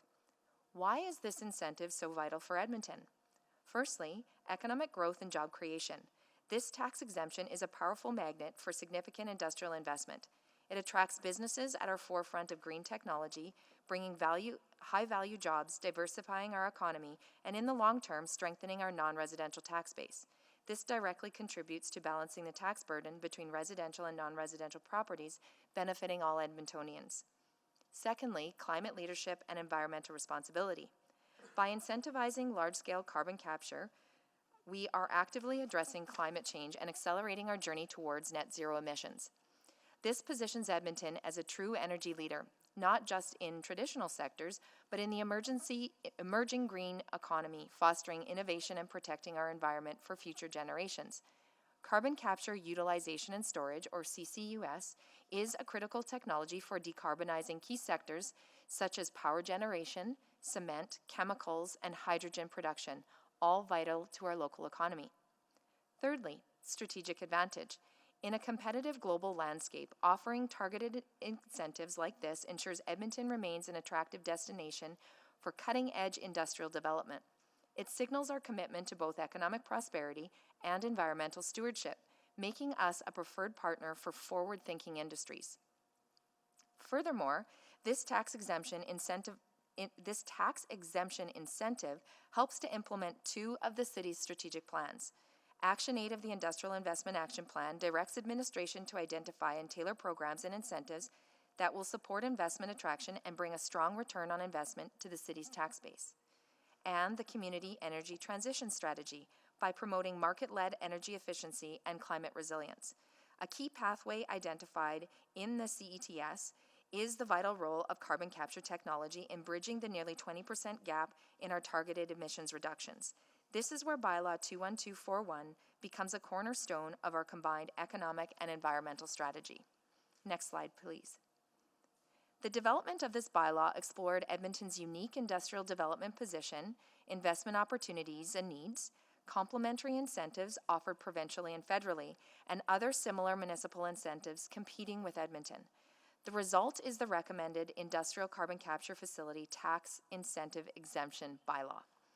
The bylaw offers targeted municipal tax abatement for up to 10 years for industrial investments with a minimal capital expenditure of $75 million.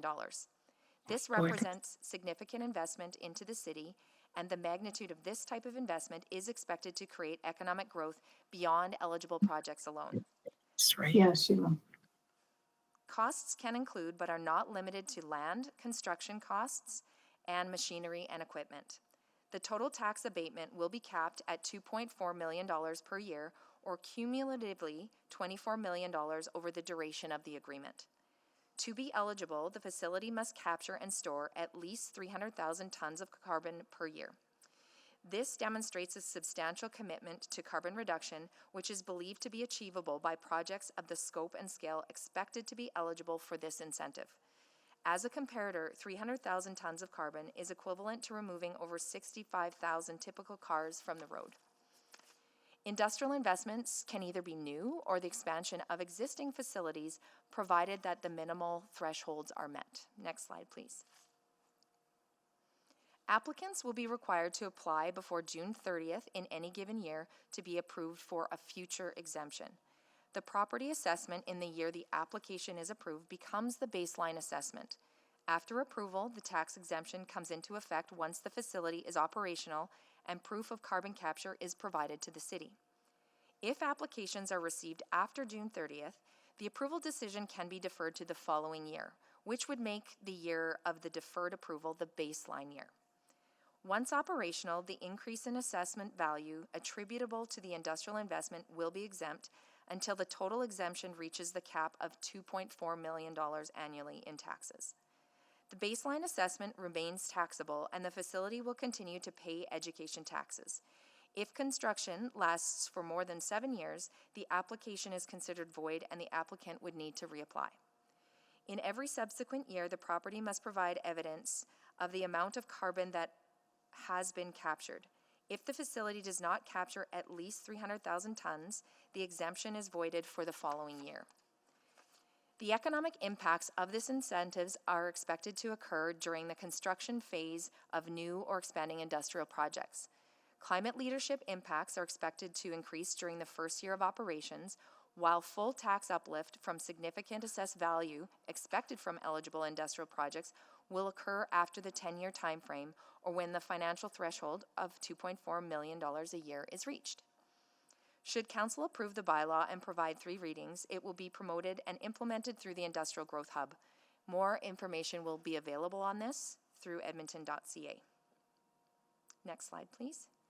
Bylaw 21241 aims to attract significant industrial investment, create jobs, and advance the city's climate leadership goals, demonstrating Edmonton's commitment to a vibrant, inclusive, and sustainable economy. Thank you. Thank you so much for the presentation and all the work that has gone into developing this bylaw in such a short amount of time. Really appreciate that. So we need to have a recommendation on the floor. So Councillor Cartmel, can you take the chair, please? I have the chair. I will move that bylaw 21241 be given the appropriate reading. First reading, would be first reading, right? So moving the first reading. Second. Okay. Seconded by Councillor Tang. Questions on the motion? We've done questions, just checking. Okay, speaking to the motion. No, go ahead. We haven't done. Oh, you have a question? Oh, all right. Mayor Sohi. Thank you so much. Minimum eligible capital cost, $75 million. Then there's a commitment to have 300,000 tons of carbon reduction annually, but that will be gradually going up depending on which year, or is that tied into every year, accumulative, say 5-year construction, or how is that? So it would be upon the first year of operations, Okay. demonstrating 300,000 tons of carbon captured annually. That's the minimum. An operation could capture much more than that. Right. And I understand the 7-year threshold that construction must finish within seven years, and then cap of maximum exemption is $2.4 million, right, annually? Yes, annually. Okay. What is how do you arrive at, say, 75 million? So we looked at competitors in terms of others in Alberta that have a similar threshold, as well as we are competing globally. So places like the UK, Norway, and Germany offer 100% exemption. And when looking at our situation here in Edmonton, investors that are looking at Edmonton, we wanted a threshold to be high enough to attract large projects, but also low enough to recognize the technology is advancing. And investment of $75 million is significant. And so we want the bylaw to be long-term as well as something that's really relevant to today's situation. Right. And how would this position us to advance that? I know you touched a bit on it. Like this council has been pretty aggressive on industrial growth, and we need to catch up on the lost ground, right? So how would this accelerate that? That's one question. The second is, what is the potential? I think I heard during your last presentation a couple of weeks ago, I heard amount of $70 billion potential investment, or maybe I maybe heard that number somewhere else. In this space, Yeah. the 70, you said 70 billion? There's a potential of $70 billion investment in the region over the next decade or so, right? I heard that number somewhere. I can't remember where that I heard the number. What I can tell you, Mayor Sohi, is in terms of the investment proposals that the City of Edmonton is working on, we've got about $9 billion in the Nine, queue. okay. That decisions are So how would this decision influences that attraction of $9 billion investment into our region? Will this approval accelerate that? We think that it's going to influence investments in the billion-dollar range that have been looking at Edmonton. Oh, I see, okay. All right. Then there's, I know this might be, or do we have any leads? Can you talk about it in public? If not, then don't say anything. Not something we can talk about Okay, publicly got it. at this point. Okay, got it. How are we going to communicate this? A couple of different ways. Should the bylaw receive 3 readings, we're ready to go with information on our edmonton.ca, on the hub, and through our staff. We've also had conversations with Edmonton Global, because this incentive, as I mentioned, we're competing globally. So important that they're carrying their message as well with their work that they're doing in foreign markets. Okay, so we'll leverage those, that we will have Edmonton Global, but do we have our own mechanisms that we can utilize as well? Absolutely. We've got staff and budget that can work on the marketing of incentives like this along with the hub. So it's, I see, okay. inside the industrial growth hub. Oh, I see. So the funding that council has allocated. Yes. Are those people hired now? Yes. Okay. We've got a few positions left to fill, but we are open for business. Okay, well, that's great to know. Okay, thanks. Thank you. Councillor Rice. Thank you. So I understand, and then our city, and we have industrial investment action plan right now. So we try to do as many as we could and to really support that implementation of that plan. So this program, this incentive tax is up to 10 years. My first question is about what is our current state in terms of the industrial carbon capture facility? Do we have any already built, or do we have even anybody come interest to say we want to do some investment? Can you comment on certain sense what's our current status? Yes, so what I can talk about, Councillor Rice, is we do have businesses in Edmonton that would consider an expansion with support in this space, okay, as well as new businesses that would be more so in the global realm, looking at Edmonton as a location. Again, when we're competing with European nations, this incentive would put us on the radar for those types of investments. And so we're having conversations with investors in that space. So the conversation with investors is underway. Yes. So it's my understanding, and because our city's industrial area, like industrial development right now, and is not in the situation we got a lot of attraction to the investor. So you, by bringing this up, do you strongly believe those could attract more investor, or so can you comment on that as well? I think there's a couple of things, Councillor Rice. I think this is the first incentive that we're coming forward with under the IIAP.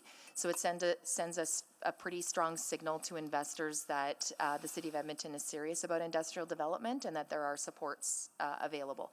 This is the first of those incentives that will be coming back with the motion we got from Executive Committee with a more fulsome view of what that could look like for Edmonton. So first step is really important. Specifically related to this bylaw is there will be a baseline tax increase that will come as these projects are built. And then should a project be of the scope and scale to surpass the $2.4 million threshold the city has set before they hit 10 years, anything above that amount would come to the city. I'm sure there's more specifics to that, so I'm going to see if, Kate, if there's anything else you wanted to add on, because I'm probably missing some details. I think from the assessment and taxation perspective, the only other thing to bear in mind here is that this is on go forward, so improvements that have yet to be constructed. So what we have in our current inventory would not be eligible for this. Otherwise, everything Alyssa says is spot on. Okay, so I just want from future-looking perspective, and then we do want expand the tax bases and from industrial development. So that is our goal, and to offset residential tax, and because we do not want keep increase residential taxes, but that is not sustainable. So I'm more than 100% to in align with that goal.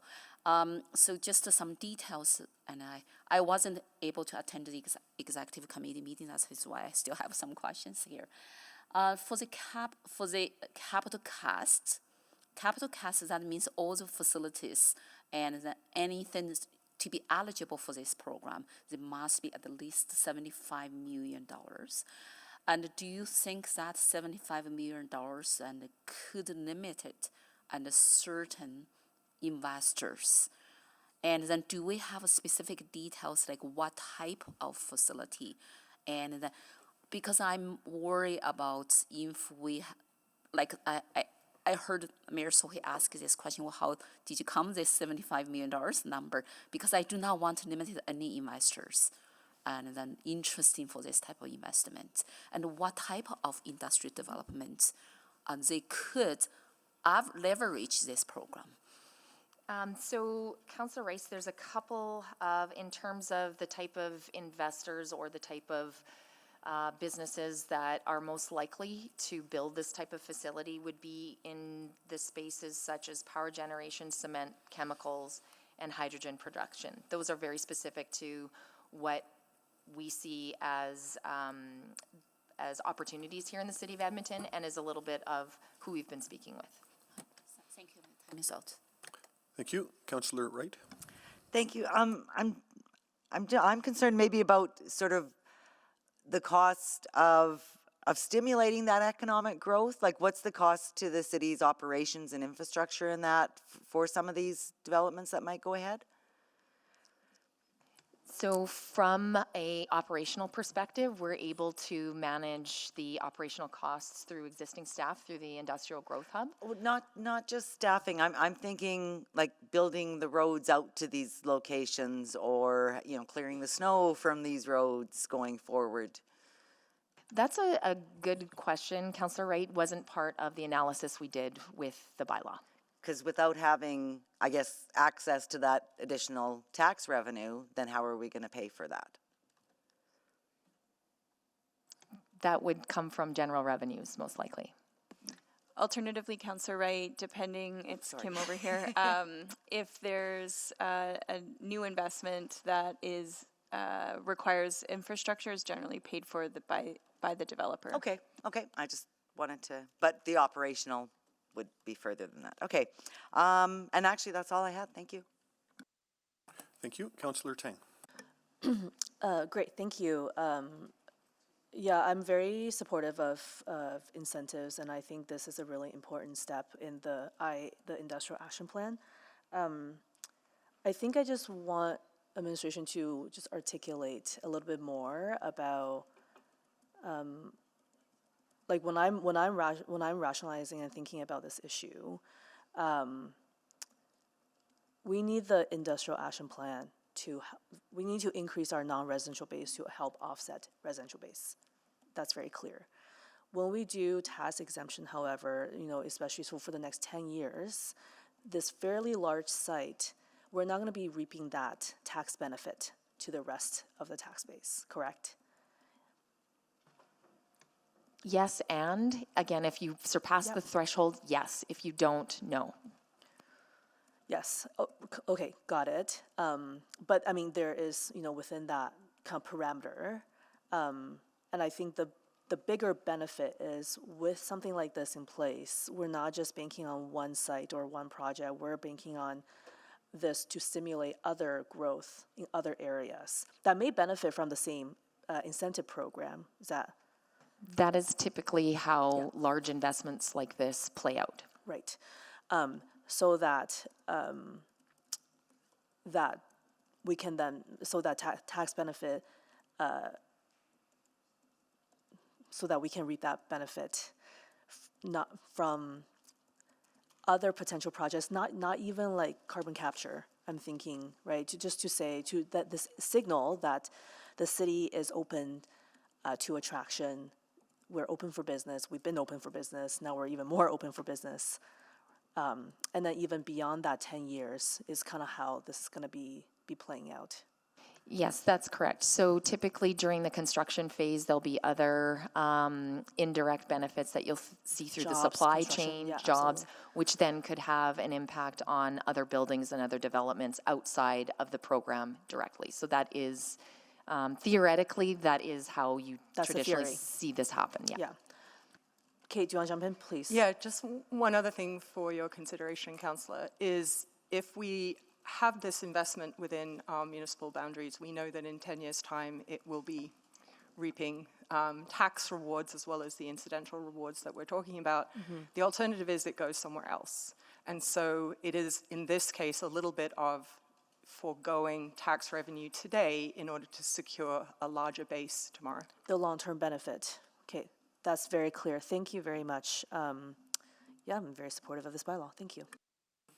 Thank you. Any further questions on the bylaw, on the motion rather? Not seeing any. Speaking to the motion.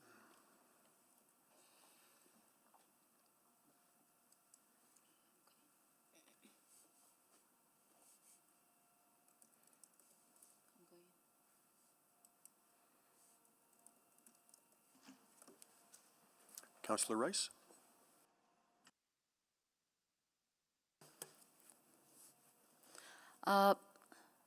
So thank you so much and for bringing this bylaw forward.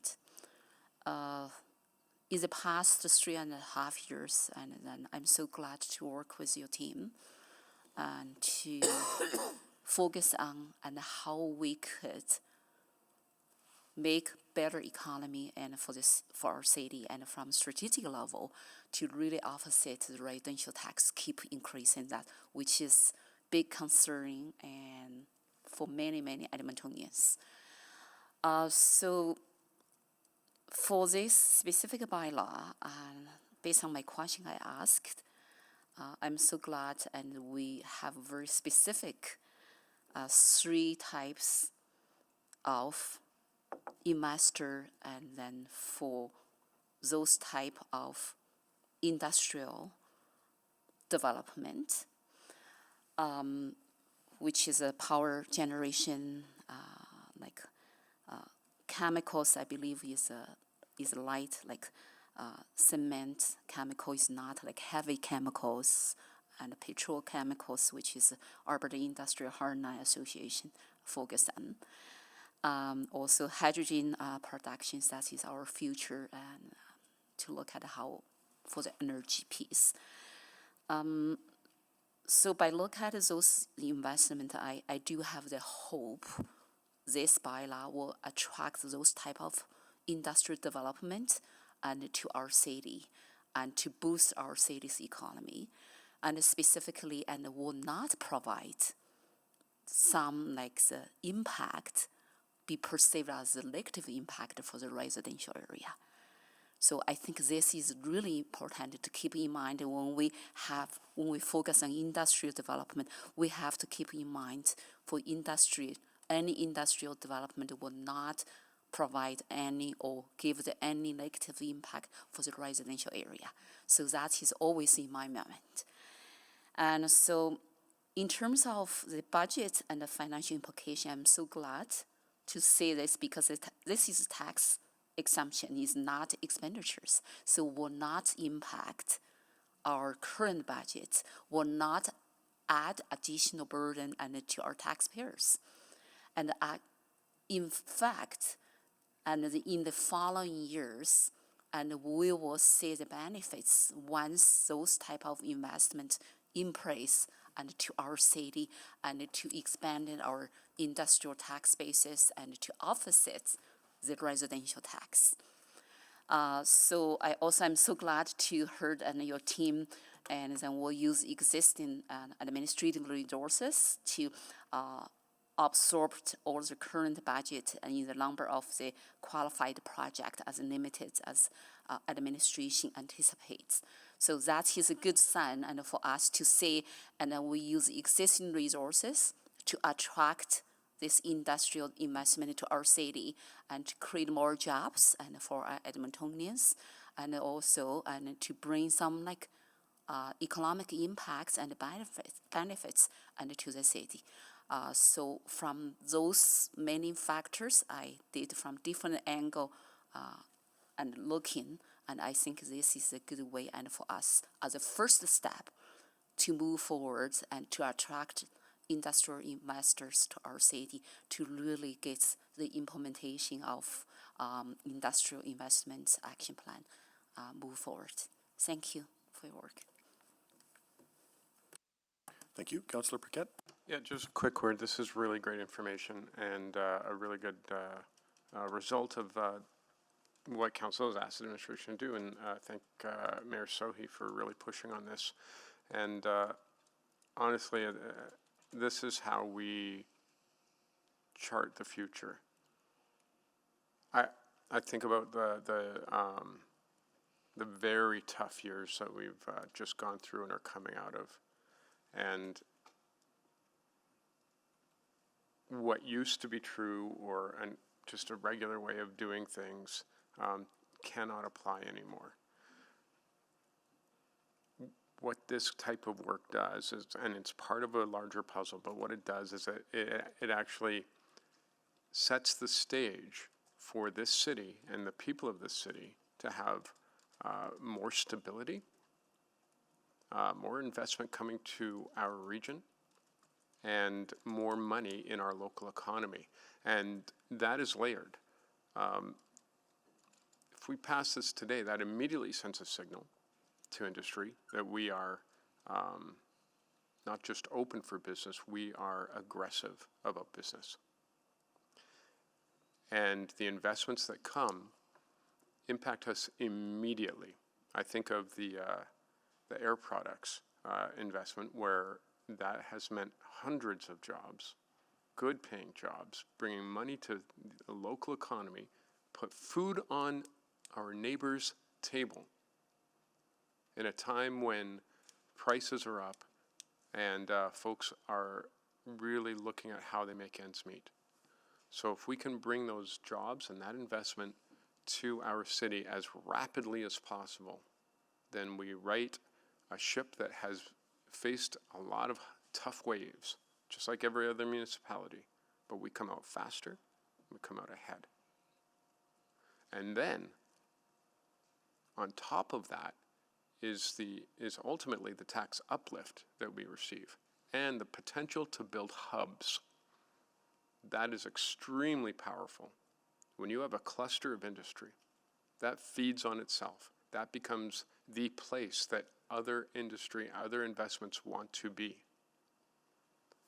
And so, while this to the public may probably not be very exciting, it may be one of the most exciting things that this council does in this term. And fiscally, we have seen so many cuts and shortfalls that are beyond our control. This is something that is within our control and asserts Edmonton's economic and financial strength in ways that we haven't done before and must do. So this will not only benefit Edmontonians right out of the gate as far as reputation and getting that investment interest, but long term, it gives us greater fiscal strength for greater municipal independence. And that's something that we really, really need. We have seen what happens when a city becomes somewhat complacent, expecting that things will remain as they have been. And in this way, we absolutely chart our own path. So thank you to administration for this incredible work. It really is incredible. And again, thank you to the mayor for your leadership on this file. Thank you. Thank you, Councillor Tang. Yeah, just briefly, I think my colleagues have covered a lot of this. A lot of work has gone into this, and I think it's no secret that the city of Edmonton, we've been losing out on a lot of industrial opportunities to the region. And I think, like Ms. Watt said at the end there, if we choose not to do this, then this will just go somewhere else. And if that's what we want, which I don't think we do, so be it. We recognize that it's still a long road to close a lot of the fiscal gaps identified in some of the previous financial reports. The industrial action plan is one of them, and within that, there's still lots of things we need to do. This bylaw is one of them.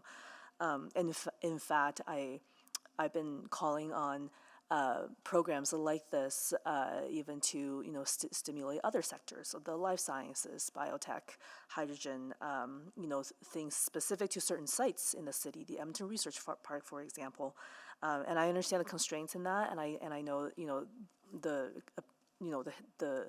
the journey to get to this particular bylaw, and I think this bylaw hits a number of cities' goals, all of which I think is positive.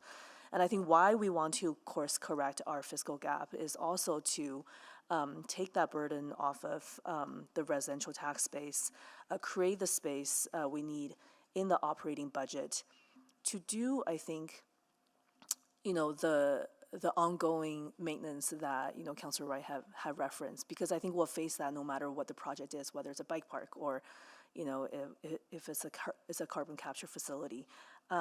But how we create the space to do that is to, I think, close the fiscal gap, to stay course with the plan we have laid out, and that will allow us to get there.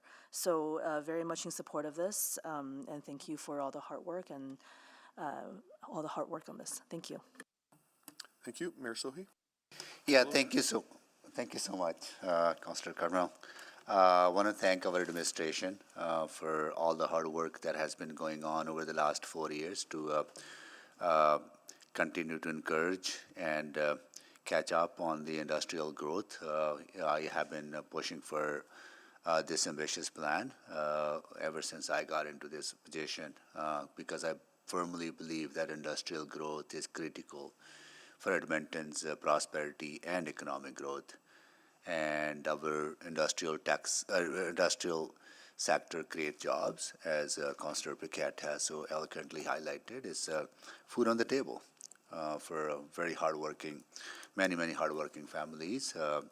It helps us reduce our dependency on the residential property taxes when we grow our non-residential tax base, and it helps with Edmonton's fiscal sustainability. And this council has taken significant other steps to foster non-residential growth. For example, in our first 4-year budget, we allocated, I think, close to $9 million to build ramps onto Henday from 137th Avenue, and construction is going to start, I think, this year. But we are already seeing the benefit of those investments because people are already starting developing in that area, or the creation of the hub, one-stop shop within our administration. This is part of the strategy. One of the number of goals that we set as part of industrial growth is to identify and tailor programs and incentives to target sectors that will provide a strong return to city's tax base, and this is part of that. So this is a long term. This is not short term. This is long term. It took us a lot of time to lose that tax base. It's going to take time to recover, right? So, but these kind of incentives are essential, and these are cost neutral incentives. Like, they are not burdening, as Councillor Rice has mentioned, current property tax owners. This is about future revenue that we will generate that will allow us to help grow the industrial tax base. So this is not going to be taking resources away from existing programs or services. This is an uplift in in the property taxes. Once that time frame is over, that revenue will come back into the general revenue. And if there's $9 billion of investment potential out there, and if these kind of incentives and other work that we're doing, even if we get half of that, or hopefully more than half of that, that's a significant investment in our city, and that's what we need to target. So thank you so much to each and every one of you for all your hard work in this. Yeah. Thank you. Please vote.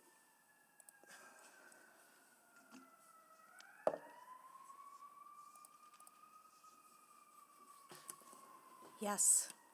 Thanks, Councillor Rutherford. Can I vote twice, Mr. Chair?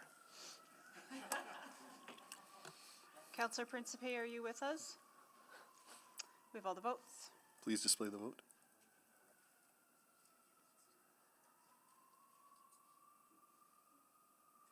That is carried. Mayor Sohi on second reading. I will move the second reading. Second. Thank you. Here's your chance. Councillor Paquette, please vote.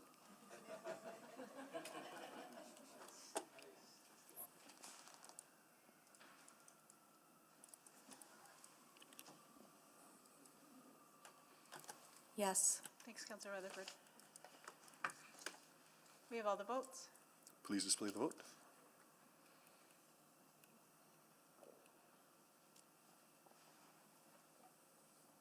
That is carried. Mayor Sohi. Consideration for third reading, right? Second. Thank you. Please vote on consideration.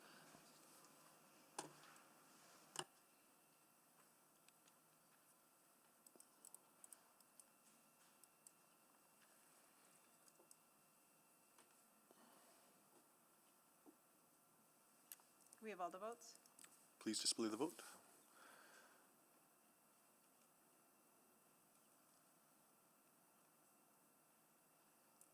That is carried. Mayor Sohi. I will move that bylaw 21241 be given the third reading. Second. Thank you. Please vote.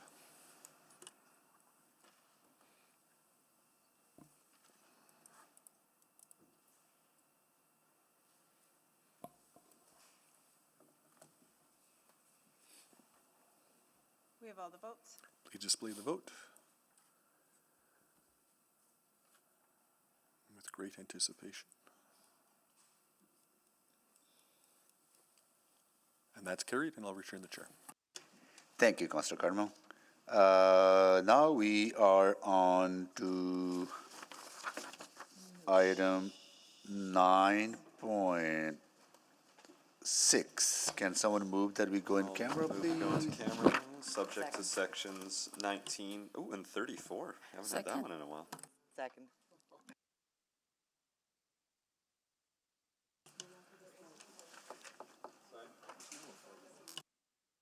Sorry, who seconded it?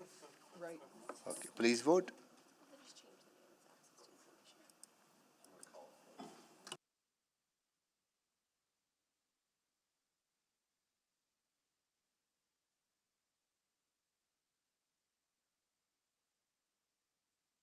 Just waiting for one more vote. It didn't prompt me. That's a yes. We have all the votes. Display the votes, please.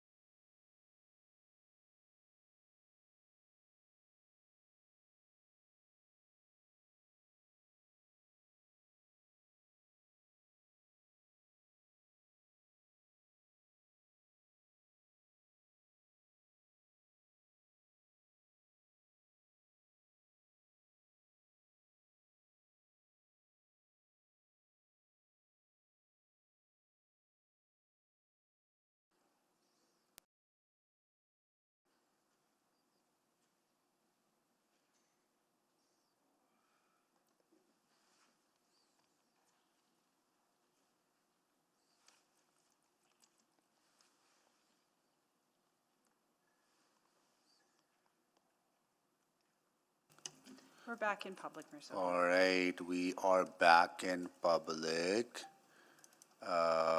This is to be received for information, right? Okay. Councillor Cardinal, you want to do that?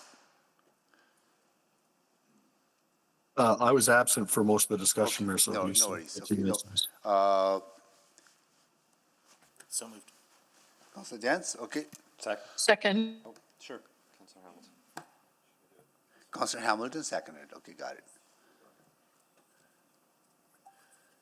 Okay, please vote. Yes. Thanks, Councillor Jones. We have all the votes. Display the votes, please. That is carried. Okay, now we are on to motions pending, right? The first one is traffic signals program review. Councillor Wright. Thank you. I would like to move that administration prepare an unfunded service package for consideration during the fall 2025 supplemental operating budget adjustment to fully fund Phase 2 of the resource and capacity alignment as outlined in the June 5th, 2025 Council Memo Traffic Signals Program. Second. Okay, can you make the introduction, please? I just don't want to lose traction that that has already been, I guess, established in continuing to improve traffic safety flow, congestion, or reduce some of the congestion maybe that we've all been experiencing in our neighborhoods, and then for beyond 2026, then to be included with the 2027-2030 budget, four-year budget cycle. Is this for capital upgrades or? This is operational funding. I'm just double checking on the memo that we received. It is operational funding, just to make the changes that have been identified in their plan. Okay. Right, Craig? Yeah, in summary, what this is there was a motion previously, which then ended up on the rescinding bylaw to turn it into a memo. And so what we did was we provided a memo around traffic signals, the amount of people, budget time, equipment we have for that particular program. We shared that memo with council on June 5th to say, here's the current situation, here's the growth in inventory, here's the situation with the staff, personnel, what they do. And then this motion came from that to say, bring a unfunded service package to Fall Soba to provide options to better resource that work. Okay. All right, questions, colleagues?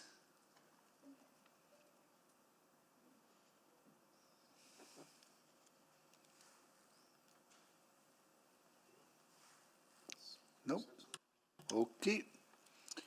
No questions. Anyone to speak? All right. Now, Councillor Wright to close. Please support.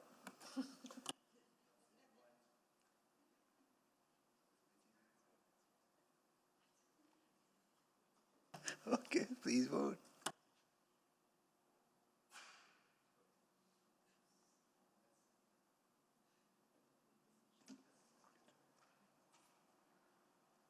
We have all the votes.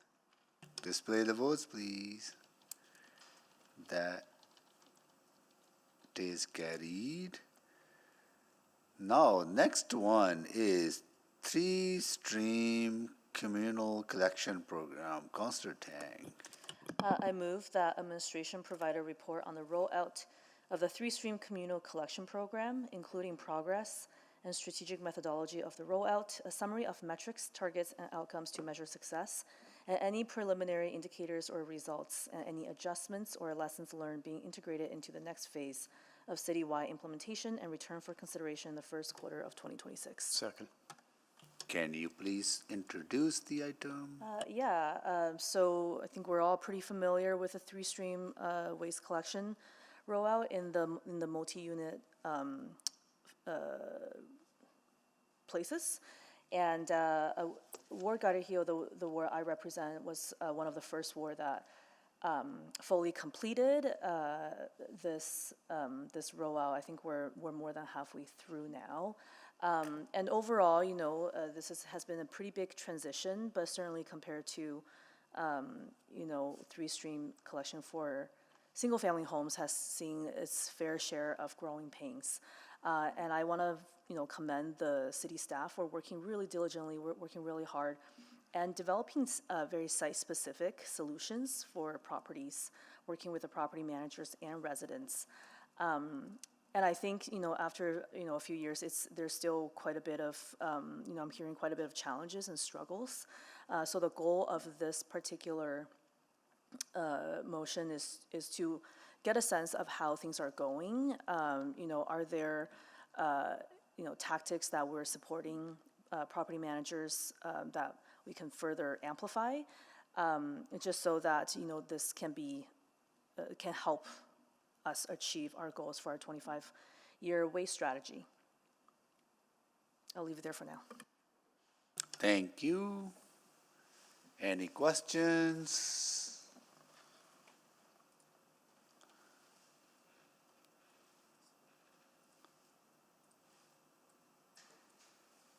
Okay.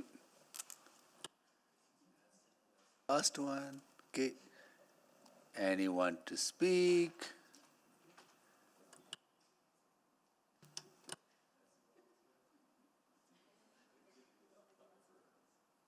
Okay. To close? Sure, yeah. Councillor Tang.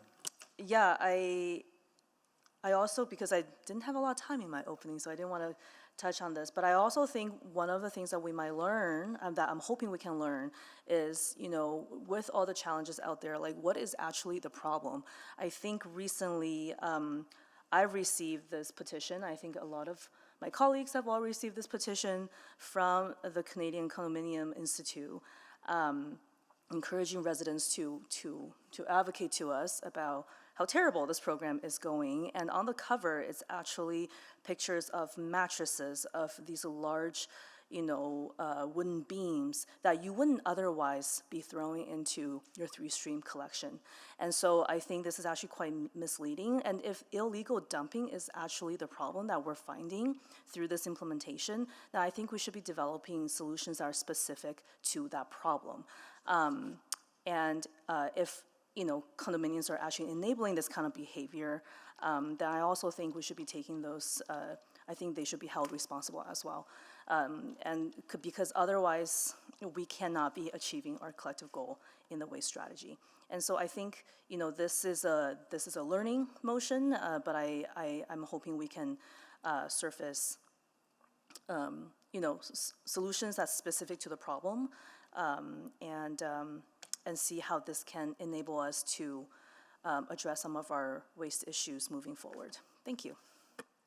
Thank you. Please vote.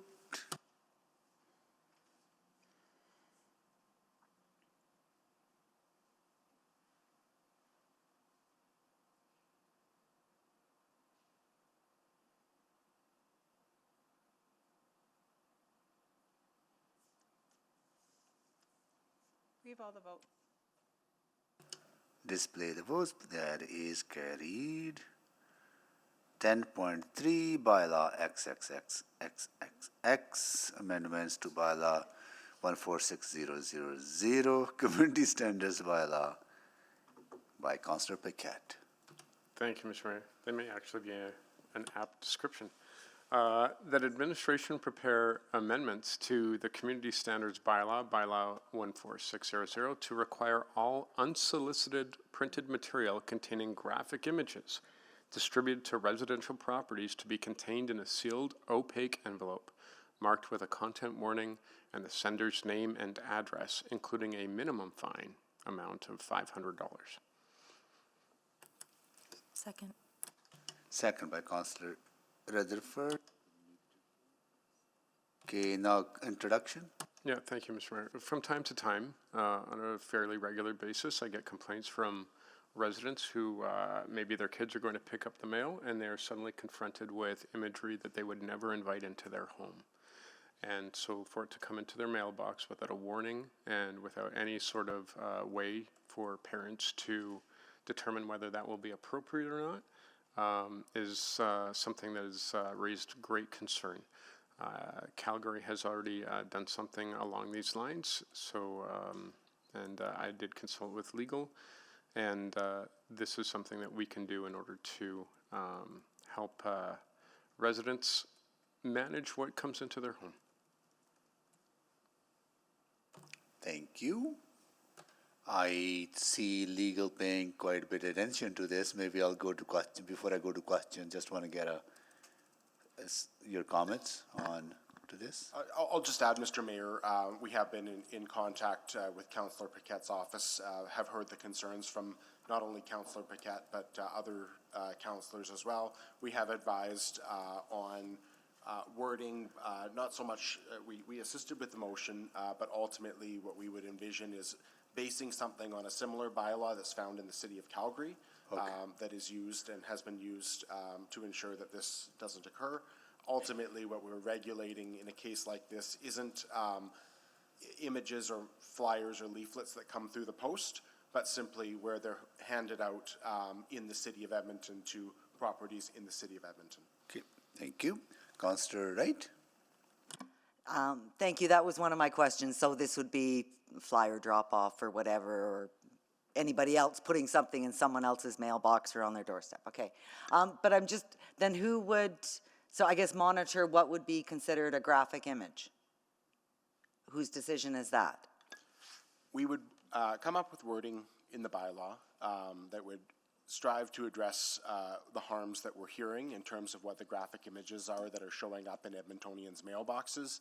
That's, of course, what we'll present to council, and if council feels that that hits the mark, then we will proceed, but there can be further discussion if we need to refine it and hone it to make sure it's accurate in terms of addressing what is sought to be addressed. Okay, and if we're looking just to mirror what Calgary's bylaw is there much resources required for this? And going forward operationally, enforcement of it? I can't speak to in terms of the community standards resource demand, but what I will say is that these types of bylaws are complaint driven. So if there are complaints that are received, the community standards folks would investigate in terms of how much of a resource draw it would take. Obviously, our hope is that people don't do this or that they comply with the bylaw. So it really is incumbent on whether people follow what the requirements are if council chooses to pass the bylaw. Okay. And then where it says including a minimum fine amount of $500, I guess maybe to the mover then, how was that determined? Is that Calgary's fine as well, or has that been assessed, or will that be assessed? I believe that is in keeping with the Calgary bylaw. Of course, it's up to council to decide what they feel is appropriate or not. Okay. This is the first I've heard of something of this being a concern to residents, so I'm just kind of surprised by it. Okay, thank you. Councillor Tang? Yeah, I think I know the problem you're trying to address. Maybe I'll speak to it if there's no one else. Okay. Anyone else has any questions on this? Okay, no? Oh, sorry, Councillor Rice, go ahead, please. So just a quick question. So what is scope for those printed unsolicited materials? What's the scope covered on this? The scope of graphic material? No, the printed materials contain graphic images. Yeah, so what scope specifically? Because we received lots of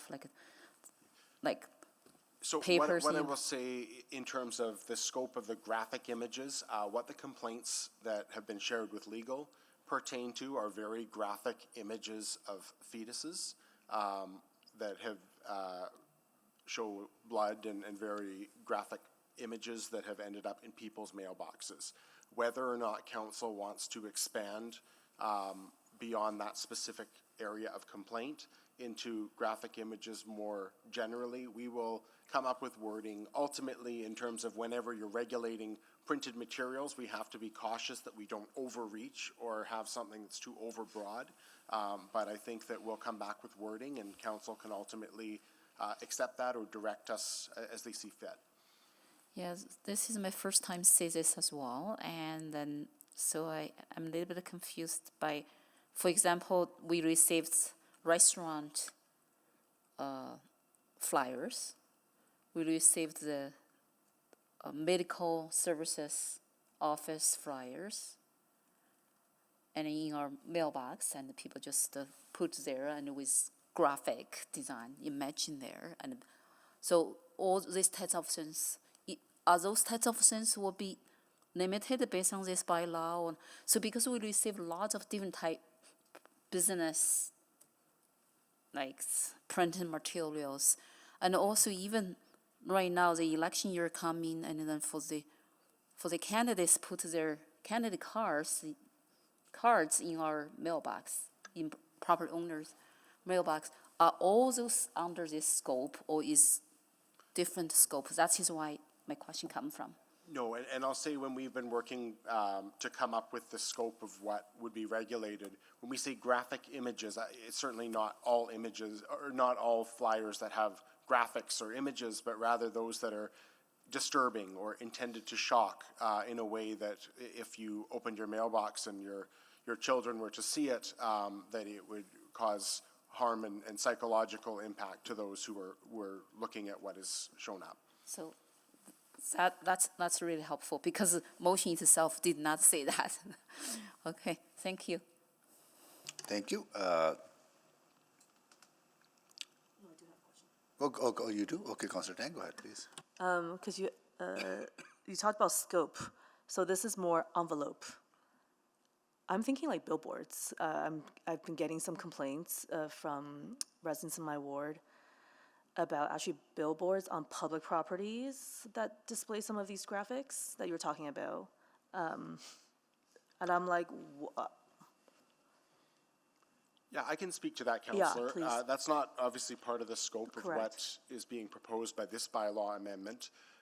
When it comes to billboards that are displaying graphic images, that is something that could be looked at. Again, we're regulating expression, so it is ground that we want to be very cognizant as a city that we're not overreaching and that we're balancing the harm that is sought to be regulated with, on the other hand, maintaining people's ability to express themselves.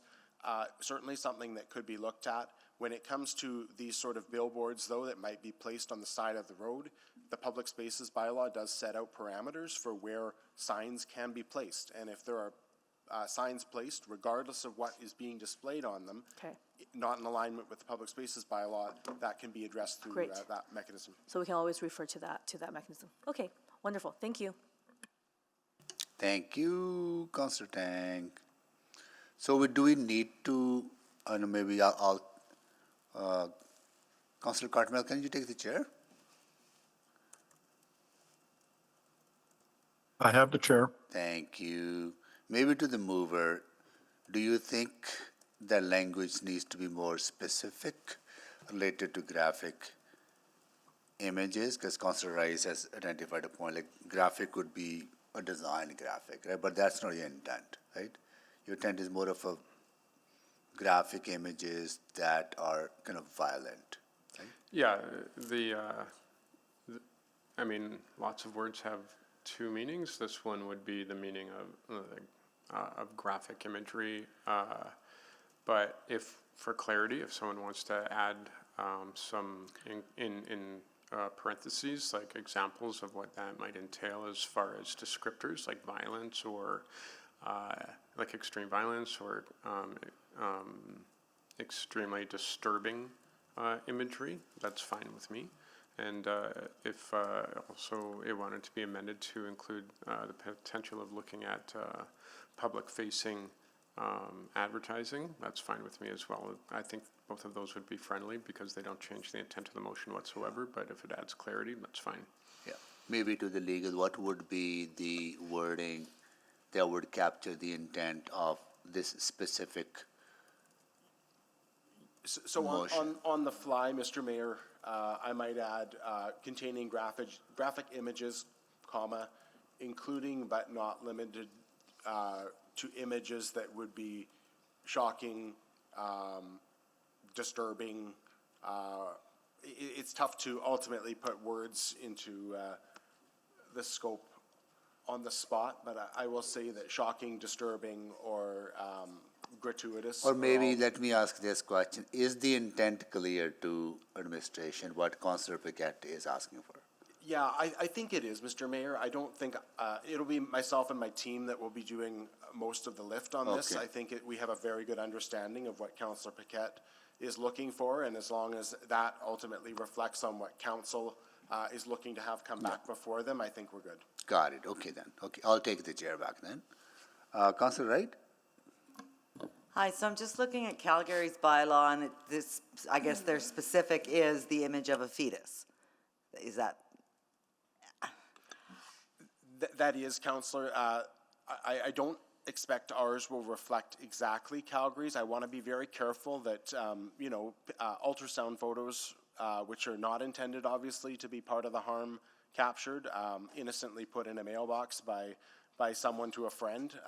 That's something that was raised in Calgary as one possible unintended capture of their bylaw. So I'll probably, as we work through wording to present to council, we'll hone and craft that a little bit.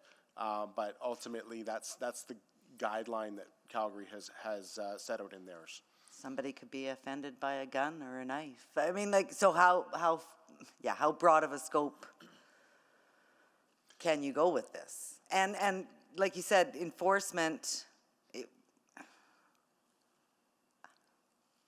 it'll be based on 311 complaints. And again, I'm looking at Calgary's where it'll be, enforcement will be based on education, compliance. If somebody finds something offensive right now, do they have any other way to complain about something? Like, can it be a police complaint? Can it be something through human rights? I don't know. Like, and I think if it was something that would cross the line into hate speech, absolutely a police complaint. This is an area where what we're hearing from the councillor's office is that these can be very psychologically harming and impactful, like how graphic these images are. So I think the harm that's sought to be addressed here is an unintended viewing either by someone who it's very impactful to or a child without it being contained in an envelope. And the hope is that people will respect the bylaw. I know in Calgary there have been instances where the bylaw has been enforced. They have had active investigations. I can't speak to what has sort of come out of those, but there have been instances where they have had to rely on the bylaw. So our hope obviously is that people will do what the law requires. and there's no way of tracking down who's distributing these right now as it is, I guess, to the mover?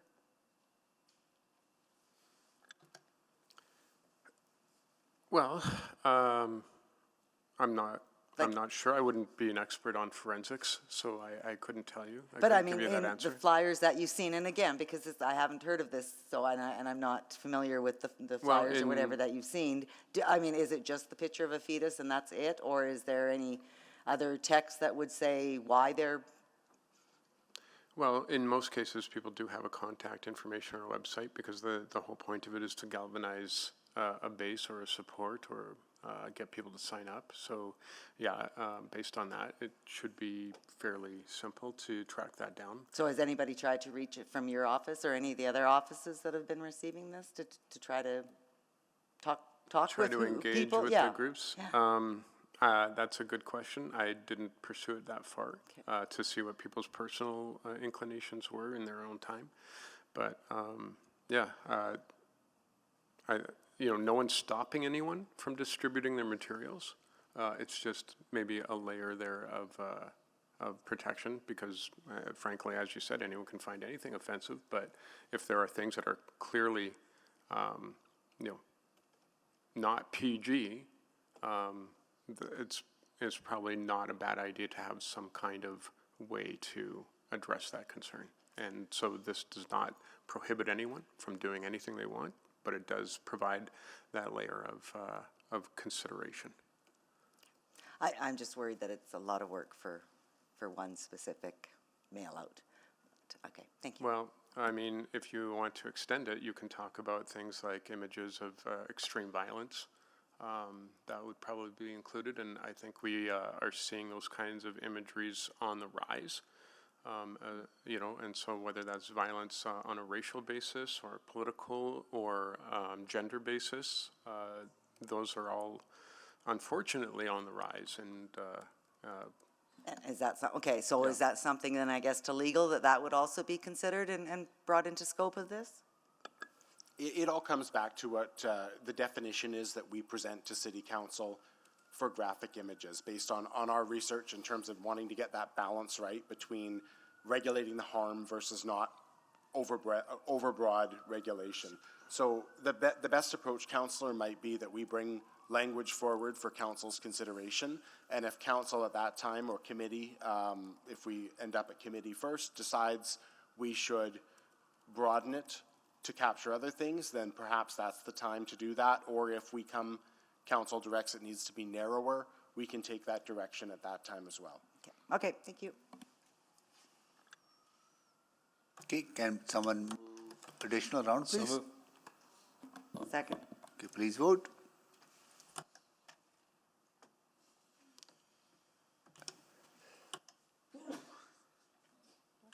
Yes. Thanks, Marsohi.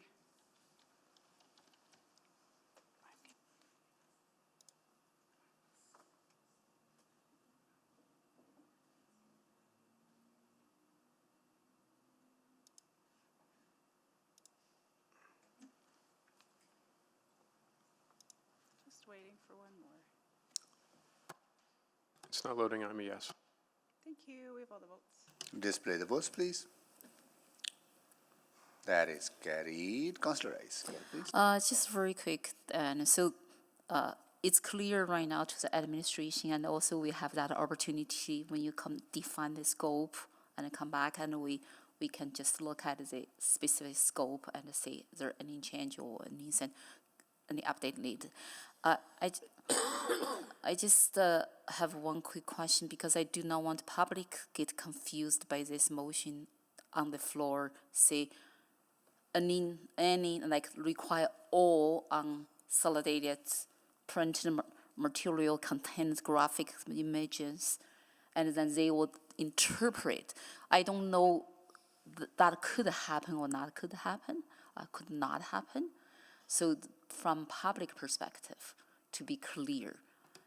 So if we don't need to worry about that, and we have another opportunity to clarify that, and in the future, I'm fine with this.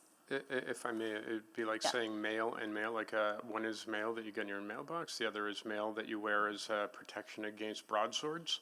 You know, they're spelled the same, but obviously that there's a different purpose for the words. So when we're talking graphic, we are not in any way talking about graphic design. I don't think anyone would confuse that with graphic imagery. Yeah. Yeah, so I get it, and then because I never received any complaint about this, that is why I do not want public to get confused. So if we still have that opportunity at this point, the wording will not create any public confusing. So I can't speak to what the public might ultimately feel, other than to say that I think we've provided reassurances both from the mover as well as from administration, that the intention here and what ultimately will come back to council to say yes or no on, or direct changes on, is graphic images in the sense that violence or gore or things that can be psychologically impactful. Okay, so because this is community standards bylaw, and I do believe this bylaw is really important for the public. So if that is the case, we can move forward, and then we'll. Yeah, due date would be. So. Sorry, you done, Mr. Rice? Due dates. No, I'll ask that. I'll ask. You done questions, right? Okay. Questions? They will come. They will come with due dates. Yeah. Right. I'll ask clerk. Due date or administration. What is the possible due date? In terms of how long, Is Q1 2026 appropriate, both to the clerk as well as to council? And what I'm not certain of, though, and perhaps the clerk might have input into this, if this would come back to, probably to committee, community, or CPSC, and then ultimately to council. So a Q1 2026 CPSC. Q1 2026. Okay, community services. Yeah, so just for clarity, this will go to committee, and it'll be up to committee to decide what it wants to do. Yep. If council wants this to come to council, it comes to council. Yeah, and So it's also going to committee. at the committee, there's an opportunity for public to engage. Sure. Got it, okay. Councillor Wright? Maybe I'll just speak to it. Okay. Okay, let's start then. You speak. I'm just concerned that this is almost a make-work project, and I do understand that there are people concerned. You know, as far as enforcement and follow-up on it, I think that can also increase resources. Defining what is a graphic image. Mr. Gunter just said violent or gory pictures, and the picture of a human fetus, I don't consider to be violent or gory. It's, so I don't know where the offense is taken there for that. I'm still not sure, and I will wait to see if anybody else has anything to say, but I'm still not sure whether I can support this going forward, even to come back to a committee. Councillor Rutherford? Yeah, I wasn't going to speak to this, but just in light of Councillor Wright's. My office has also received some concerns about this. So it's, you know, like just calling it out, I think we're all trying to skirt around it. It's specifically abortion-related material, and it's material that isn't actually going into the mail, but is being hand-delivered at people's houses. And a lot of times, at least what I've heard from some of the residents that I represent, is that their kids are going to get the mailbox and seeing these really graphic abortion images. Calgary, and asking why we don't have a bylaw similar to Calgary, because Calgary did have a bylaw, and all it is doing, it is not preventing people to still talk about pro-life, pro-right, like any of those things, but it is just adding an opaque envelope with a warning, content warning on it, so that a child isn't just opening a mailbox and seeing a dead, bloody fetus, for just being really blunt and graphic right now. Yep, thank you.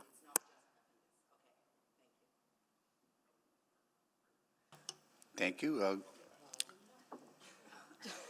Councillor Paquette to close.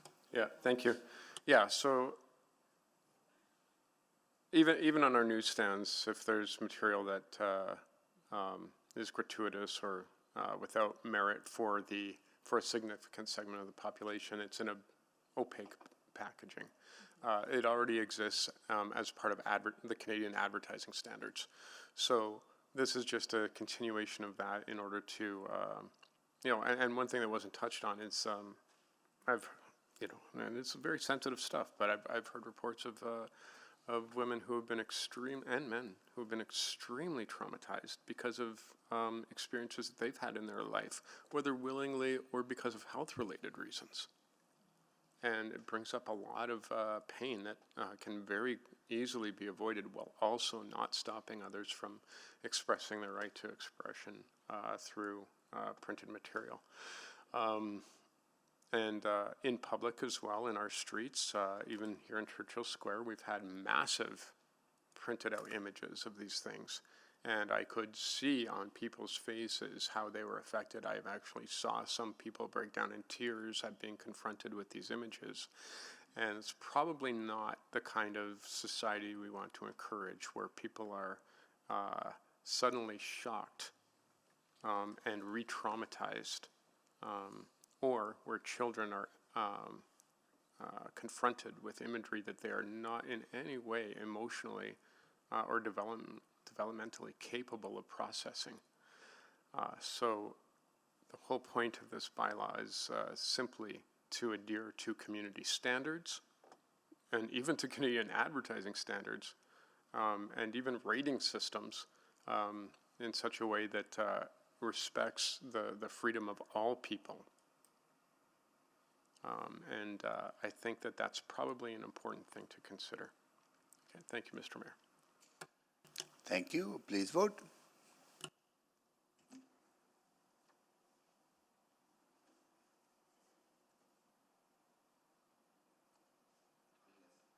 I'm yes. Thanks, Mayor Sohi.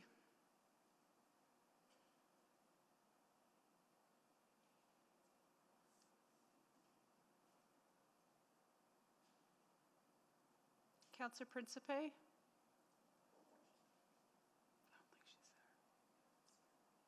We'll mark Councillor Principe absent. We have all the votes. Display the votes, please.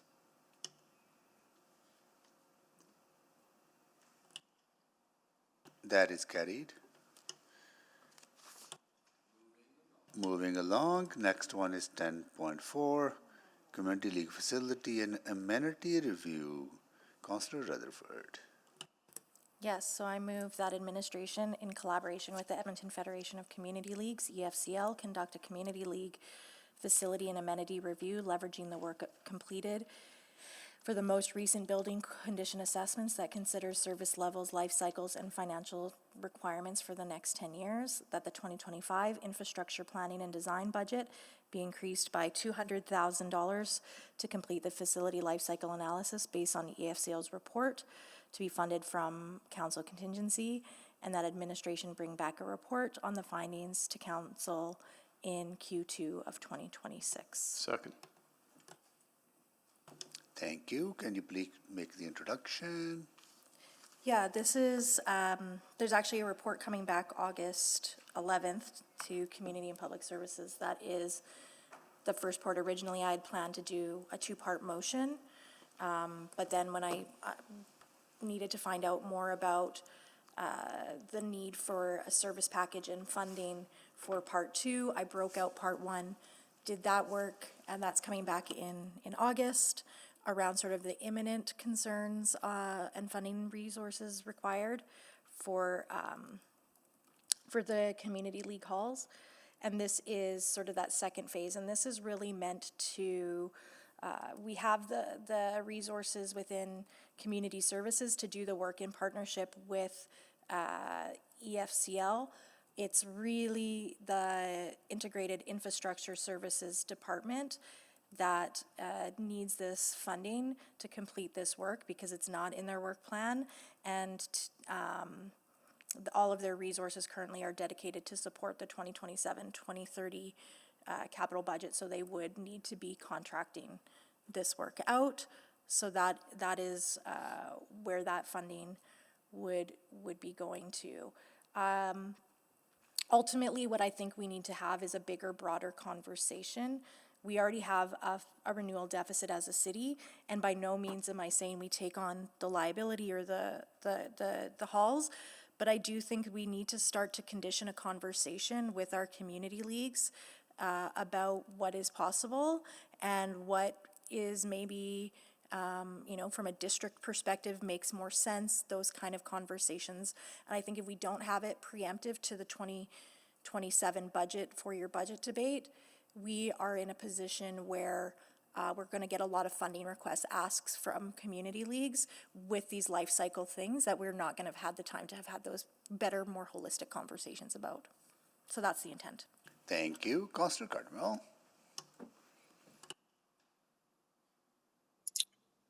Yeah, thank you. Do we have a sense of how many leagues would be assisted in this?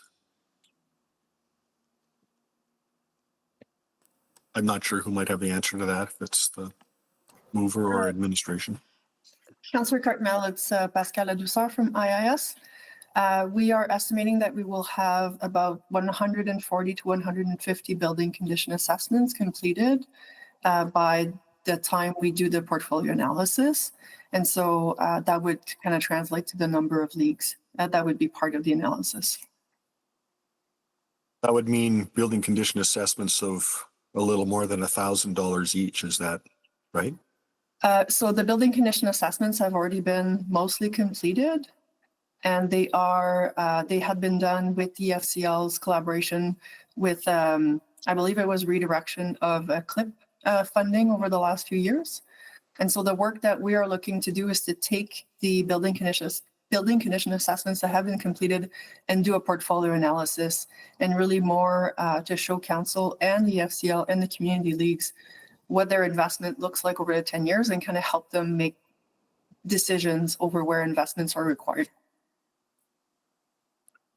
So essentially, $200,000 to hire a consultant to review the building condition assessments and come up with a priority plan and a timing plan.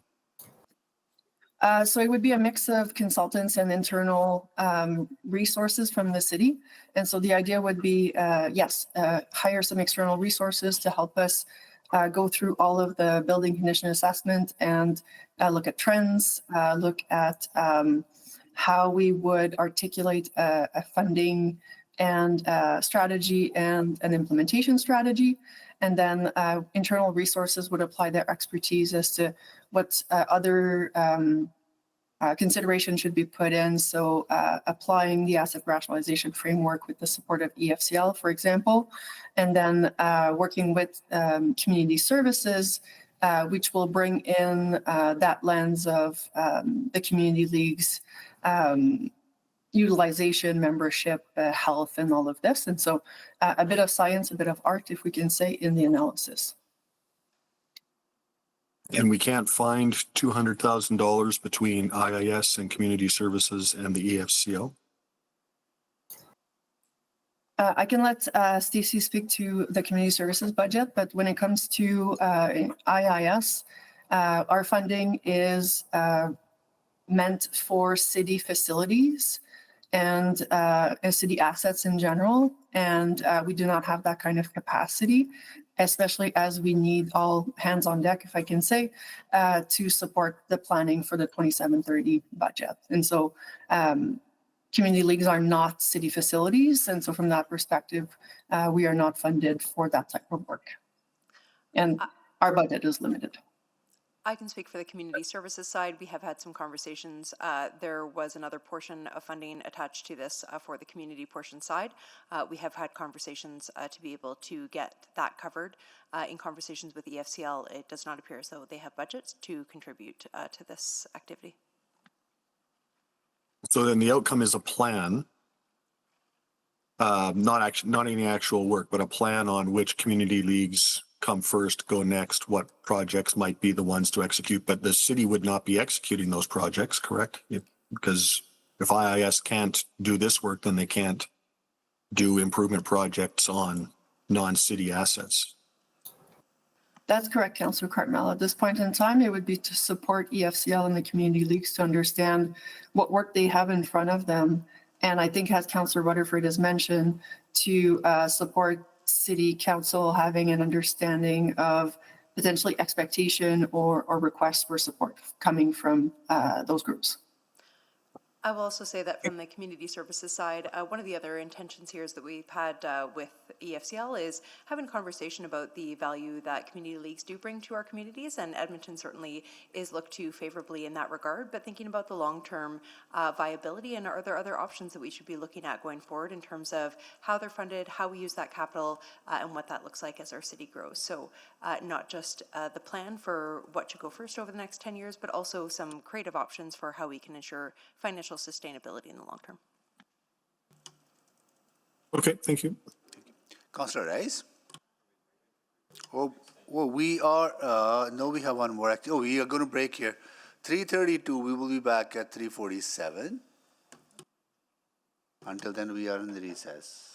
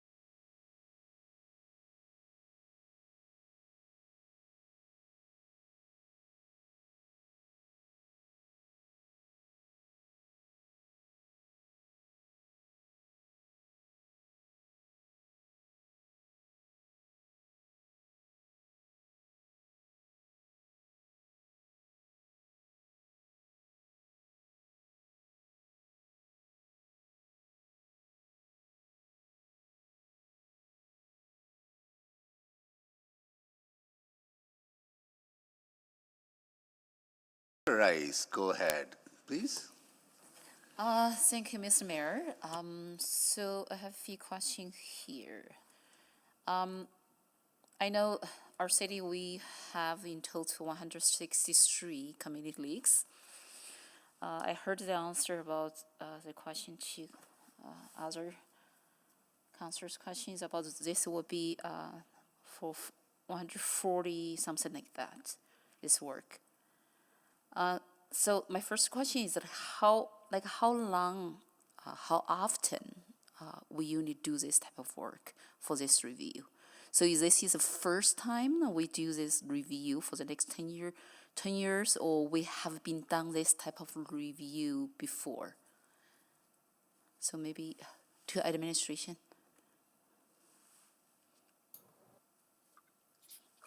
Councillor Rice, to my knowledge, it would be the first time that we're doing this. So that means we never done this type of review in terms of like the community facilities, anything like that. That's correct. Okay. Okay, so that's just a good point, and then we started to look at this type of review. The next question is about the funding source.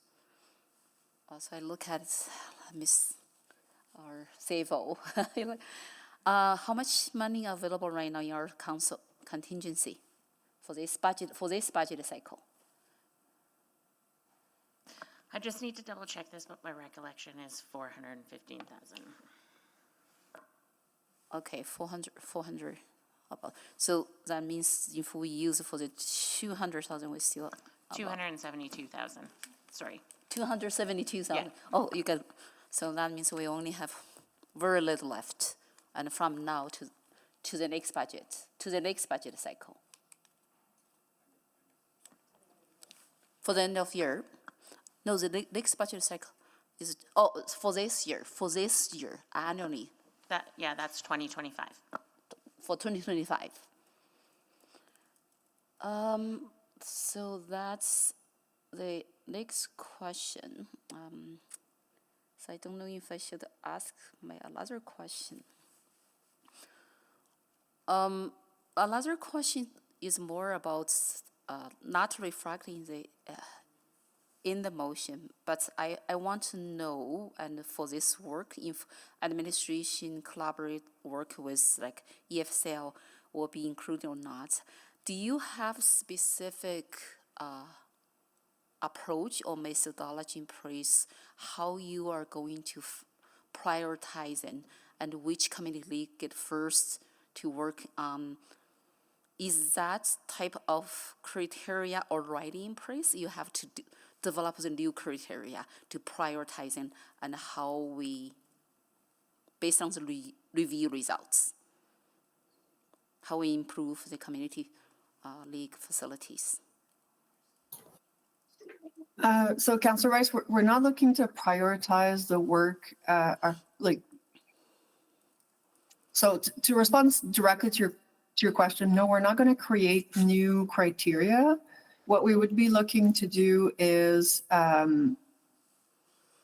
use kind of industry best practices, asset management principles to help the community league understand how to invest in their facilities, how to potentially work as multiple organizations together, as Stacey was mentioning, and really helping them understand the state of their portfolio rather than looking asset by asset. And so we would be looking to apply our practices, if you want, and really kind of specifically talking to them about how they could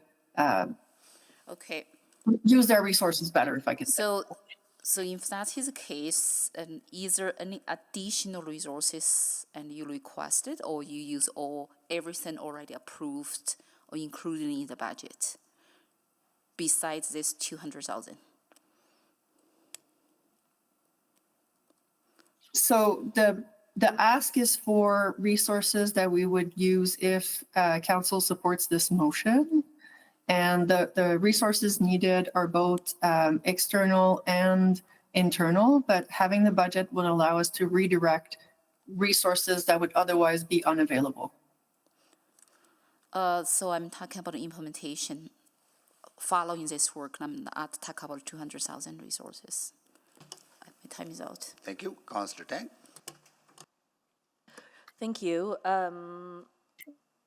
Can administration just remind me, in the 4-year budget cycle, we funded EFCL a service package for facility assessment.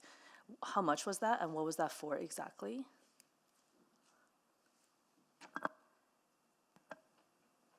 I probably just need a minute to look that up. Okay, no problem.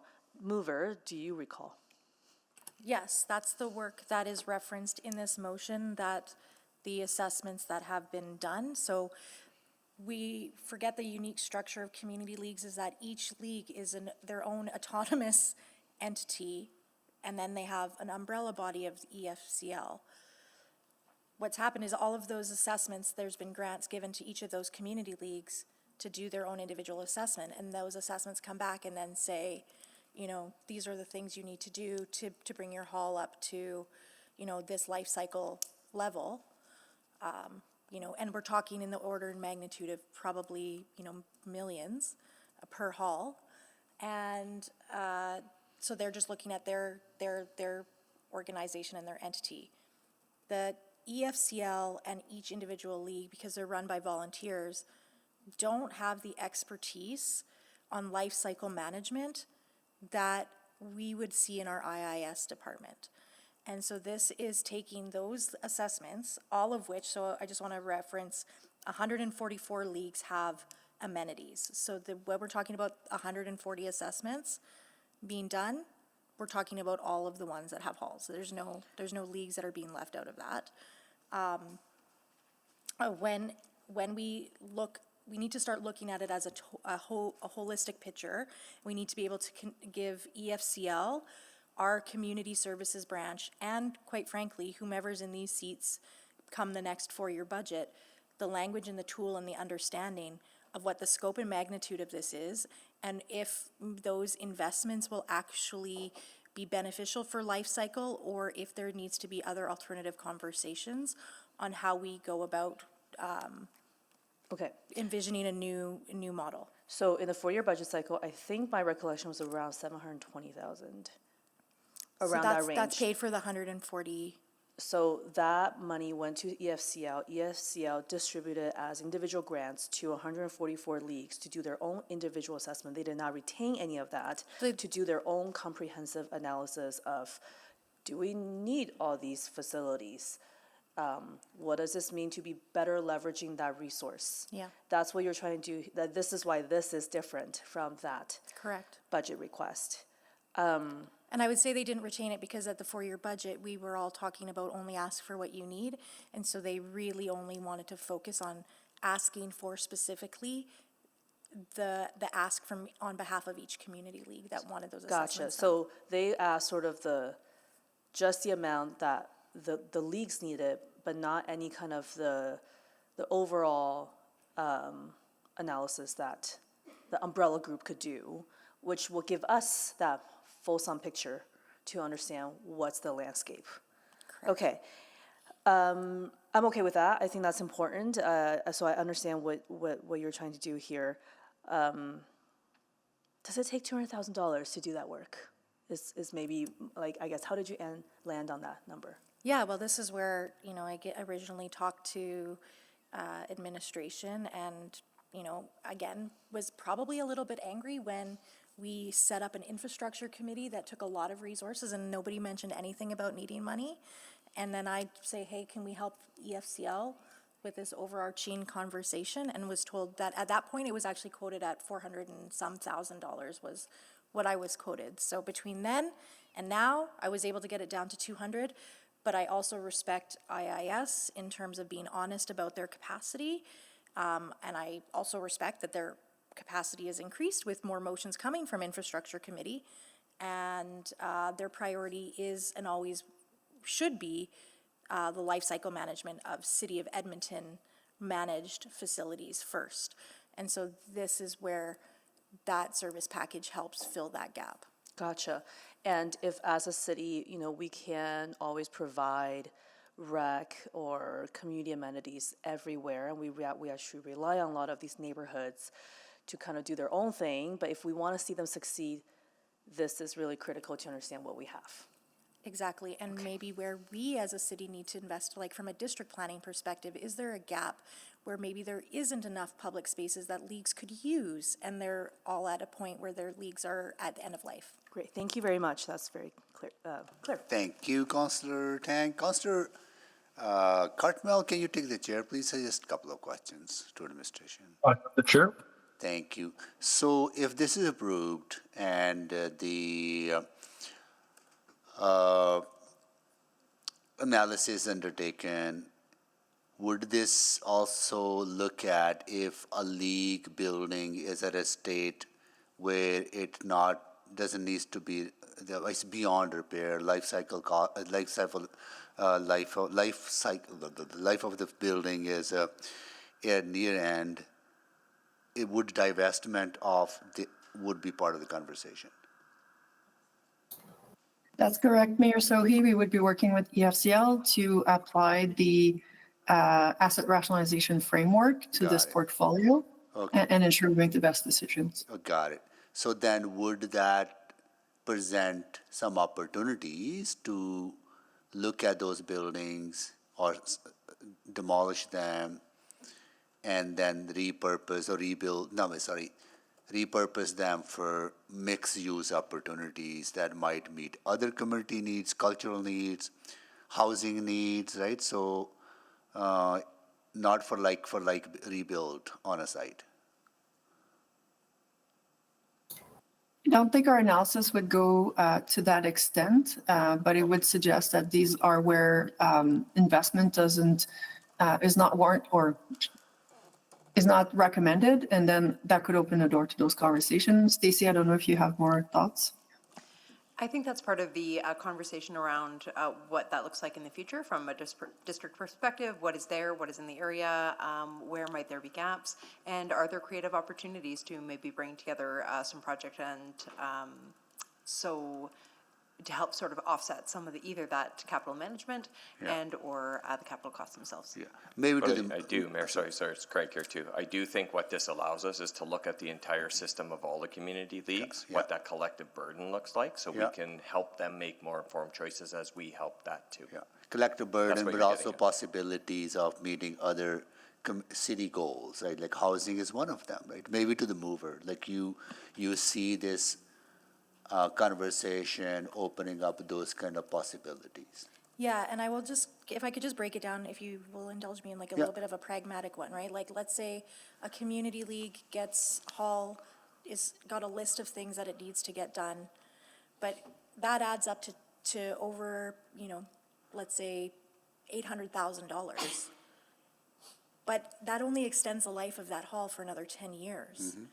Would that $800,000 be better spent starting another community-led project for what could be envisioned there? Yeah. What are the opportunities for that space rather than only extending the life for 10 years? And that's where the expertise of IIS would come into play in saying, these are the kind of things, or maybe you do, if you want to extend the life cycle of this building for 10 years to give you time to do that planning, we would recommend you spend the money on, these very specific targeted things and don't invest money in these things, because at the end of the day, if it doesn't extend your life cycle, and that money could be better spent to the new project. Great.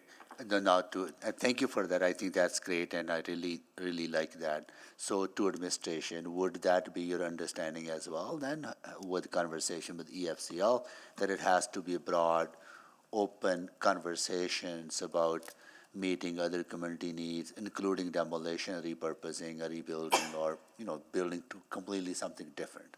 Yeah, I would say that this analysis will allow us to be able to look at all of them together. So then the analysis won't give those answers, but it'll give the base to start having those conversations. Yeah, I can't remember I think it's Ritchie Community League that hall is that at the end of its life cycle, and they were looking at some creative way of adding housing or other amenities. Okay, good. This is really actually good good work that will yield probably much better results. Okay, good. All right, I'll take the chair back. Go to Councillor Principe. Thank you, Mr. Mayor. I just wanted to check, I'm not sure if this is to the mover or to administration, but is there any anticipated an additional budget required after this review? I can take this first and foremost and say, what I anticipate is that at this point, council and administration are going to get grant requests and funding requests from 144 separate community leagues based on their assessments and fixing up their halls, which is not sustainable for anybody. And so this is actually meant to mitigate and provide that opportunity analysis of, instead of investing in grants all over the place, scattershot, can we better put our resources in a more efficient manner to get to the same outcomes we want to see with the value that leagues bring to our communities? Okay, and I just wanted to clarify, the $200,000 would be going towards IIS, not necessarily to EFCL, correct? Yes. Or like we're, yeah, okay. Okay, great, thank you. Thank you, Councillor Principe. Councillor Paquette. Yeah, thank you, Mr. Mayor. I just had an independent thought. Is the 720,000 in grants for the EFCL, has that been fully subscribed? Have they spent all that money, or is there any money left over?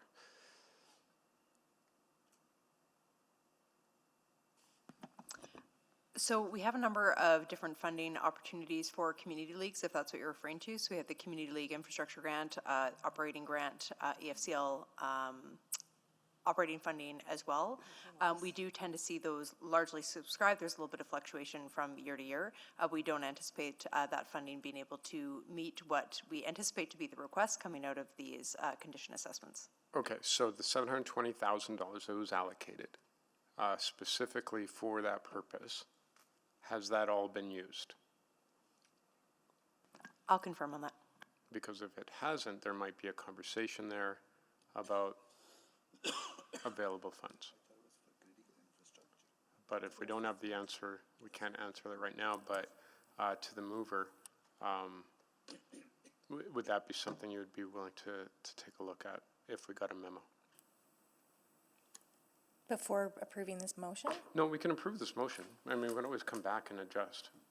Yeah, I mean, I've definitely worked in myself and Ms. Ladisseur and Stacy and Laura have worked with EFCL, have all worked on these two motions collaboratively. And from my understanding, all of that money was expended on getting those 144 assessments done. Yeah. Okay. Well, is it possible from administration to just get a quick memo that gives us an update on where we are at with the distribution of those funds to see if there is actually any left over? Certainly. Yeah. Okay. Thank you. Because obviously that's the purpose of it. It's earmarked for that. Probably can't be used for anything else. So if there's going to be some overlap or it's not necessary, but we should probably know that. Thanks. Thank you, Councillor Wright. Thank you.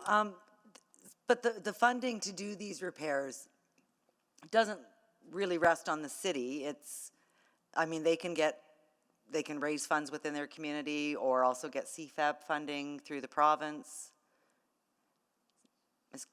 That's right. Right now, they're not part of city inventory or assets, so that is their main mechanism, or coming here and requesting funds of council. Okay. We're the funder of last resort. Thank you. Okay, that concludes the questions to this. Anyone to speak?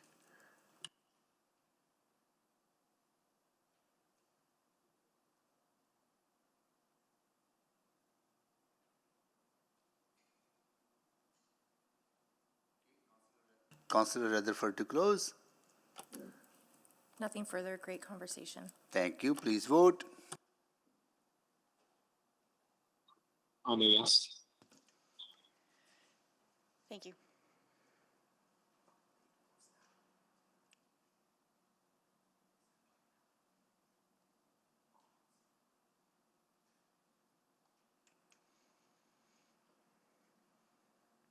Just waiting for one more vote.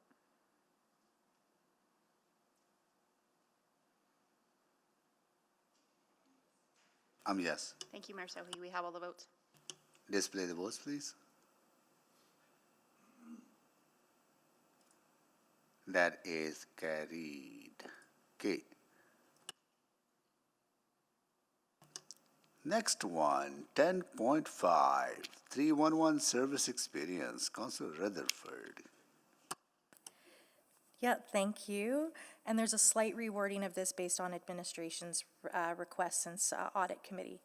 So I will read that administration provide a progress update on the work to improve the service experience of Edmontonians using 311's cross-departmental delivery model, including but not limiting to addressing closure complaints, addressing duplicate tickets, and compliance rates for tickets resolved before closure. Due date, we had said, I don't know what it said, but I think I'd put a due date of Q2 2026. Or Q3, I said Q3 2026 at audit committee. Okay. Need a second. Councillor, that was Councillor Briquette, seconded? Okay. Audit, can you make the introduction, please? Yeah, so this came out of audit committee because audit committee only has the jurisdiction to direct things come back to audit. With the conversation on the dashboard, all of the auditor's recommendations around 311 were closed. However, in the administration's report, it did indicate further ongoing work in 3 core areas, including continuing to better improve closing complaints, addressing duplicate tickets, and compliance rates with some of the tickets. And so for me, I know given how important of a service this is to Edmontonians and how we want to see this succeed, while I didn't want to just have it go back to audit, I felt that it was important to do a motion to have this report come back with further updates on that ongoing work post the closure of those recommendations. So that's where we're here today. Thank you. All right. Any questions? I see none. Oh, Councillor Principe, go ahead, please. Yes, thank you, Mr. Mayor. I just have a question about, and I think this would be to the mover, or maybe administration, sorry. One of the things, there's a new format now that the city is using where the councillor's offices go through 311 to address concerns. Will that be, is your intention to have this incorporated? Also like the experiences of the councillor's offices or the experiences we're having in this report? Sorry, is that to the mover or admin? Yeah, I think to the mover. Sorry, Yeah. So I see 311 holistically, and I think yes, the Council 311 is something that I would absolutely want to make sure those tickets are getting resolved in a satisfactory way, and we're getting the answers that we need. I think another indication would be if they're getting less Council 311 inquiries because they've improved these other services that are mentioned in this motion. That could also be an indicator. Okay, great. Yeah, that's good. Thank you. Thank you, Councillor Principe. I see no more questions. Anyone to speak?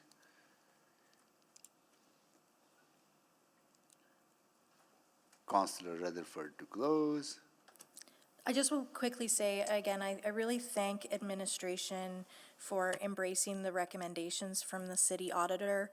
I really do understand that, the heart and intent of the recommendations has been achieved, but I also really, truly appreciated the honesty in the report to acknowledge the ongoing work for a very complex system that intersects with so many departments, and often getting tickets that have multiple issues from different departments in it.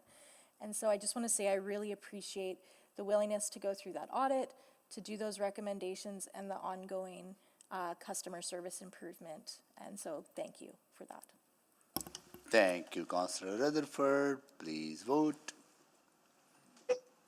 I'm a yes. Thank you, Councillor Knack. I'm yes as well. Thank you, Mayor Sohi.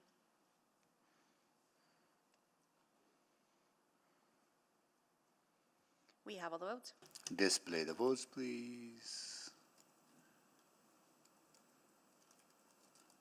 That is carried. Notices of motion and motions without customary notice. Councillor Stevenson. Thank you, Mr. Mayor. I have two. The first is that at the August 11th Community and Public Services Committee, I will move that administration undertake an external review of the business license review policy to investigate opportunities to improve the transparency of license processes, set out minimum expectations of business operations within the community, streamline license reviews while maintaining fairness to all impacted parties, including enhancing policy to better enable the cancellation of business licenses that pose significant health and life safety risks, and provide a report including any relevant amendments to business license bylaw 20002. And that's due date Q3 2026. Okay, thank you. And another one? Thank you that administration provide a report to executive committee providing background and outlining the tax forgiveness options for the Alberta Craft Council, account 3170503 for the 2023 taxation year. Thank you. Councillor Paquette. Thank you, Mr. Mayor. At the next appropriate time, I will move that administration invite Cahuan Cree Nation to work together to outline the next steps in establishing an urban reserve or special economic and cultural area in Blatchford to serve as an it's already there, to serve as an economic cultural zone, but I think we want to change that to area if we can, and provide a report to committee that includes the following. A business case prepared by Cahuan Cree Nation that outlines a detailed plan for the potential land in the Blatchford development, analysis of policy considerations or exemptions necessary to facilitate a land transfer in Blatchford development, including consideration for below-market land transfer. An overview of the potential impact to the Blatchford development, including impact to the vision, impact to the operations and sustainability of the Blatchford District energy system, the area redevelopment plan, anticipated revenue, impact to the development pace, sustainable goals, and others, and identification of potential timelines and any further recommendations and considerations in order to advance an urban reserve in the Blatchford development. Due date Q1 2026. And you'll make that at the next council meeting, right? Okay. Most likely, yeah, in August. Okay, yeah. Thank you. I've got one more. One more? Yeah. Okay, go ahead. The administration prepare amendments to Public Spaces Bylaw 20700 to allow for the designation of spaces in City of Edmonton recreation facilities where photography and the use of electronic devices with cameras is prohibited. And I will make that at the next, again, available opportunity. Thank you. Now, Councillor Knack. Thank you, Mayor Sohi. I will move at the next available council meeting that the mayor, on behalf of City Council, initiate conversations with the government of Alberta on the second phase of the provincial funding to bring parity between Edmonton and Calgary related to downtown investment and provide a verbal update to council. Due date Q3 2025. Okay, and you will make that at the next council meeting? Okay. That's correct. Thank you. Any other notice of motions or motion without customary?